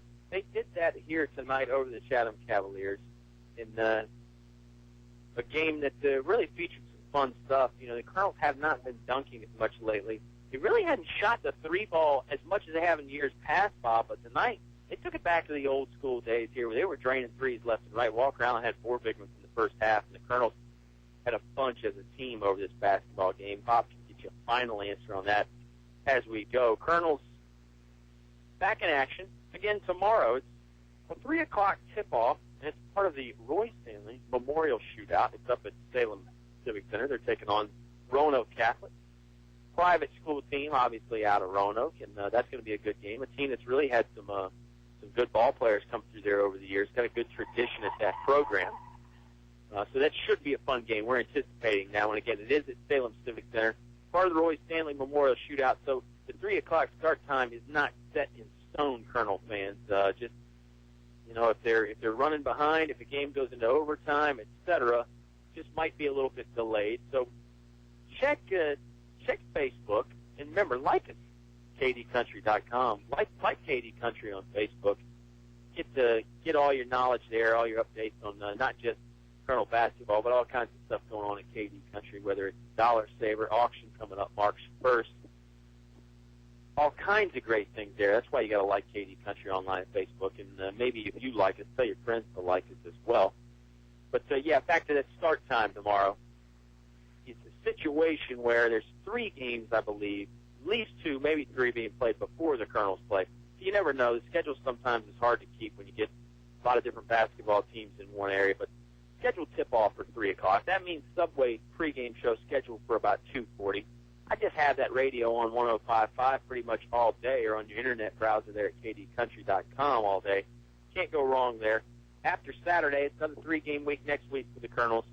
Monday, Wednesday, Friday. Monday is at home against William Campbell. Wednesday is on the road at Appomattox. And Friday, Altavista going to go to Naruna to take on William Campbell. So the Generals bookending the week. Raiders in the middle of the week. And the week after that, it'll be time for that conference tournament that we've been talking about a little bit. And, wow, I don't know. So much to do, so little time, Bob Allen. That were a little painful for me tonight. Suffered a paper cut yesterday, Kyle, and that hurts like the dickens. If you've never had a paper cut, I don't wish it on you because paper cuts can really, really hurt. But I plowed through, and I have some final stats if you're interested. Final statistics brought to you on the Subway pregame show, of course, commercial-free by Bob Alvis. Chatham led by Cody Coburn. He scored 16. Believe it or not, he led everybody in this one with 16, 13 in the second half. Ray Jacobs with 8. Bobby Walker had 6.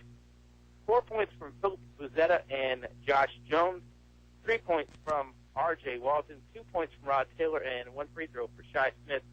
Altavista didn't have a 16-point score, but they had 4 guys in double figures. 3 all had 12. Darius Johnson, Walker Allen, and Demetrius Johnson, Michi Malbeck with 11. Nelson Dews was right on the door of double digits. He had 9. 6 apiece from Josh McClure and Dylan Allen. Navy Jones with 3. 71-44 is your final score. Altavista with the victory over Chatham. Well, I guess that leaves us to the player of the games. Obviously, hey, again, let's mention what a great time it was honoring the 2003-2004 state championship boys basketball team. A lot of former players were in the house. If you tuned in late, Bob got a chance to talk to two of the former Colonel greats that were on that team, Kenny Hunt and Jeremy Booth. Go back and hear it on YouTube. That's what I was just going to say, Bob. Great minds think alike. I don't know where you and I fall in line with that picture, but no, you definitely, that's going to be one you want to go back and listen to on YouTube. That, of course, brought to you by Fellers Chevrolet, where a short drive will save you money. Any final thoughts about that before we get to the player game, Bob? What, the 03-014? Or I'm sorry, I wasn't really paying attention. Happens to me all the time. Totally to the question. That 03-014, that was a treat. You know, I mean, I have been calling games now with Katy Country in some shape, form, or fashion for about 10 to 11 years, I think, and it's been a blast. And, you know, that 03-014, that was a treat. I mean, you know, a few of my friends like blowouts, and they like to come to those games because those, you know, kind of to quote, remember the Titans, leave no doubt, and the Colonels didn't leave doubt a lot of times. I mean, with Hunt, Booth, you know, I mean, and granted, I mean, Cook had some big games, Rondell had some big games, I mean, AB had more shots that didn't win games than anybody, you know, Yeah. I mean, several biggies, but that team was fun to watch, and this team is fun to watch too, and a lot of similarities. A lot of fun sports have been going on for Katy Country for 52 years now. You know, we've even dove into some volleyball, dove into some other schools, and who will ever forget the marathon, 6 games in one day? Wow. Bob, Well, I eight. won't forget that. I don't know how many. Too many. This one feels like a marathon at this point, though. Colonels do get the big win, 71-44. I'll kick off player of the game festivities. I liked what Bobby Walker did for Chatham there, particularly in the fourth quarter. Class act out there for the Cavaliers. He was playing with 4 fouls in that fourth quarter, too. He kept playing hard. Bobby Walker, my pick for Chatham Cavaliers, as their player of the game. Cody Coburn kept him in it, I thought, and really had a big, second half. And, you know, I like the effort. I mean, he had results, too, but, I mean, he was playing, you know, almost like it was a 2-point game. Let all scores. Coburn's my man with 16. Altavista, I'm going to go first. Sure. Walker Allen. He's my guy tonight. You know, 4 triples. They all came in the first half. And, you know, unfortunately, if Altavista is trying to keep Walker Allen a secret, then people who listen to these games on the radio or on YouTube are coming out to Altavista. It's a secret that's getting spoiled real quick because Walker Allen has been a guy that's hitting threes like a lot of players in the past for Altavista that just come out there and can stroke it. And, you know, even if they can do one thing, if it's that 3-point basketball, a lot of people are picking up on it. Walker Allen, you know, even with defenders on it, still hitting 3-pointers. Yeah, that's what I was going to say. That's a great thing about Walker. He's got the size. He can shoot over people, even if he's guarded tightly. So that's the bonus there about even if guys do know about him, he's going to be tough to stop. I'm going to have to concur. I mean, Walker Allen, the 4 big 3-pointers there in the half. I mean, it just seemed to really break Chatham's spirit, and he never would cool off. I don't know. I don't think he missed the 3-pointer. I think he shot 4, made 4. Yeah. Don't quote me on that. I didn't shot 5, but I mean, he didn't shoot any more than that. So I mean, 80% from behind the arc, still in bad. What if you have to pick a second one? Boy, and I know I've closed the book on the scores now, but well, that's not all about points. But right. Well, who do you have in mind? Demetrius. I thought Demetrius played a real good game, floor game, you know. And I'm going to give the Johnson brothers credit more so than anything, especially from the free throw line. Yes, they are. I mean, they are getting better. Was very good from the free throw line tonight. And, you know, I mean, granted, you could argue it wasn't really needed tonight. But you don't know when it's going to be needed. And I think anytime you make free throws in a basketball game, confidence is going to come. Yeah, and you got to pull away sometime. I mean, if you don't make the free throws, then obviously that could change things in the basketball game. 71-44. It was a Colonel victory, and, you know, we couldn't do it without our players of the game. Lee Cameron, producer back at home base. We weathered some early technical situations, and he got us going on the straight and narrow there. Fantastic stuff, as always, from Lee, and fantastic stuff, as always, from our great sponsors, Select Air. 24 hours a day, 7 days a week, never an overtime charge with Select Air. Call Donnie today. Apple Markets, serving you from 3 Altavista area locations, Main Street, Gateway, and Riverside. PCM Industrial, they've been providing maintenance, repair, and other plant services to industrial and utility clients since their founding in 1986. Finch & Finch Funeral and Cremation Services, a family serving families since 1905. English's, your complete home center, headquarters for Davis Paint. El Cazador Mexican Restaurant, the happiest place in town. Feller Chevrolet, where a short drive will save you money. Search their entire inventory online at fellersdirect.com. English Construction Company, wishing our high school athletes an exciting and injury-free game. The First National Bank, focused on providing an extraordinary customer experience. And Tyree Little Heating and Cooling, keeping you cool in the summer, warm in the winter. Give them a call today. This is the Subway postgame show. Subway, eat fresh. 2 great locations in Altavista, Main Street, and in the Walmart on the Clarion Road. Our internet broadcast is brought to you by Walmart in Altavista. Save money, live better. Walmart. Colonels with a big victory. That'll do it for us. 71-44 over the Chatham Cavaliers. We'll talk to you again tomorrow, 2:40 start time or thereabouts for the Subway pregame show, as Altavista will be in Salem taking on Roanoke Catholic. Should be a fun ball game. Until then, have a great evening, everybody. English is so much more. English is more than a hardware store. English is your complete home center. Everything for every job you do. Always here for you. Get the quality you really need. English is so much more. English is more than a hardware store. English is your complete home center. On North Main Street, Altavista open Saturday 8 to 4.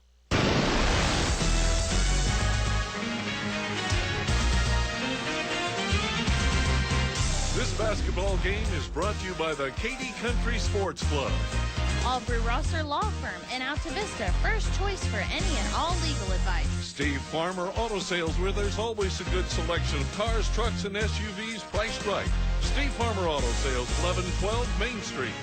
Sharky's Pest Control in Hurt let Tony take a bite out of your pest control needs. Doing business the old-fashioned way to keep you coming back.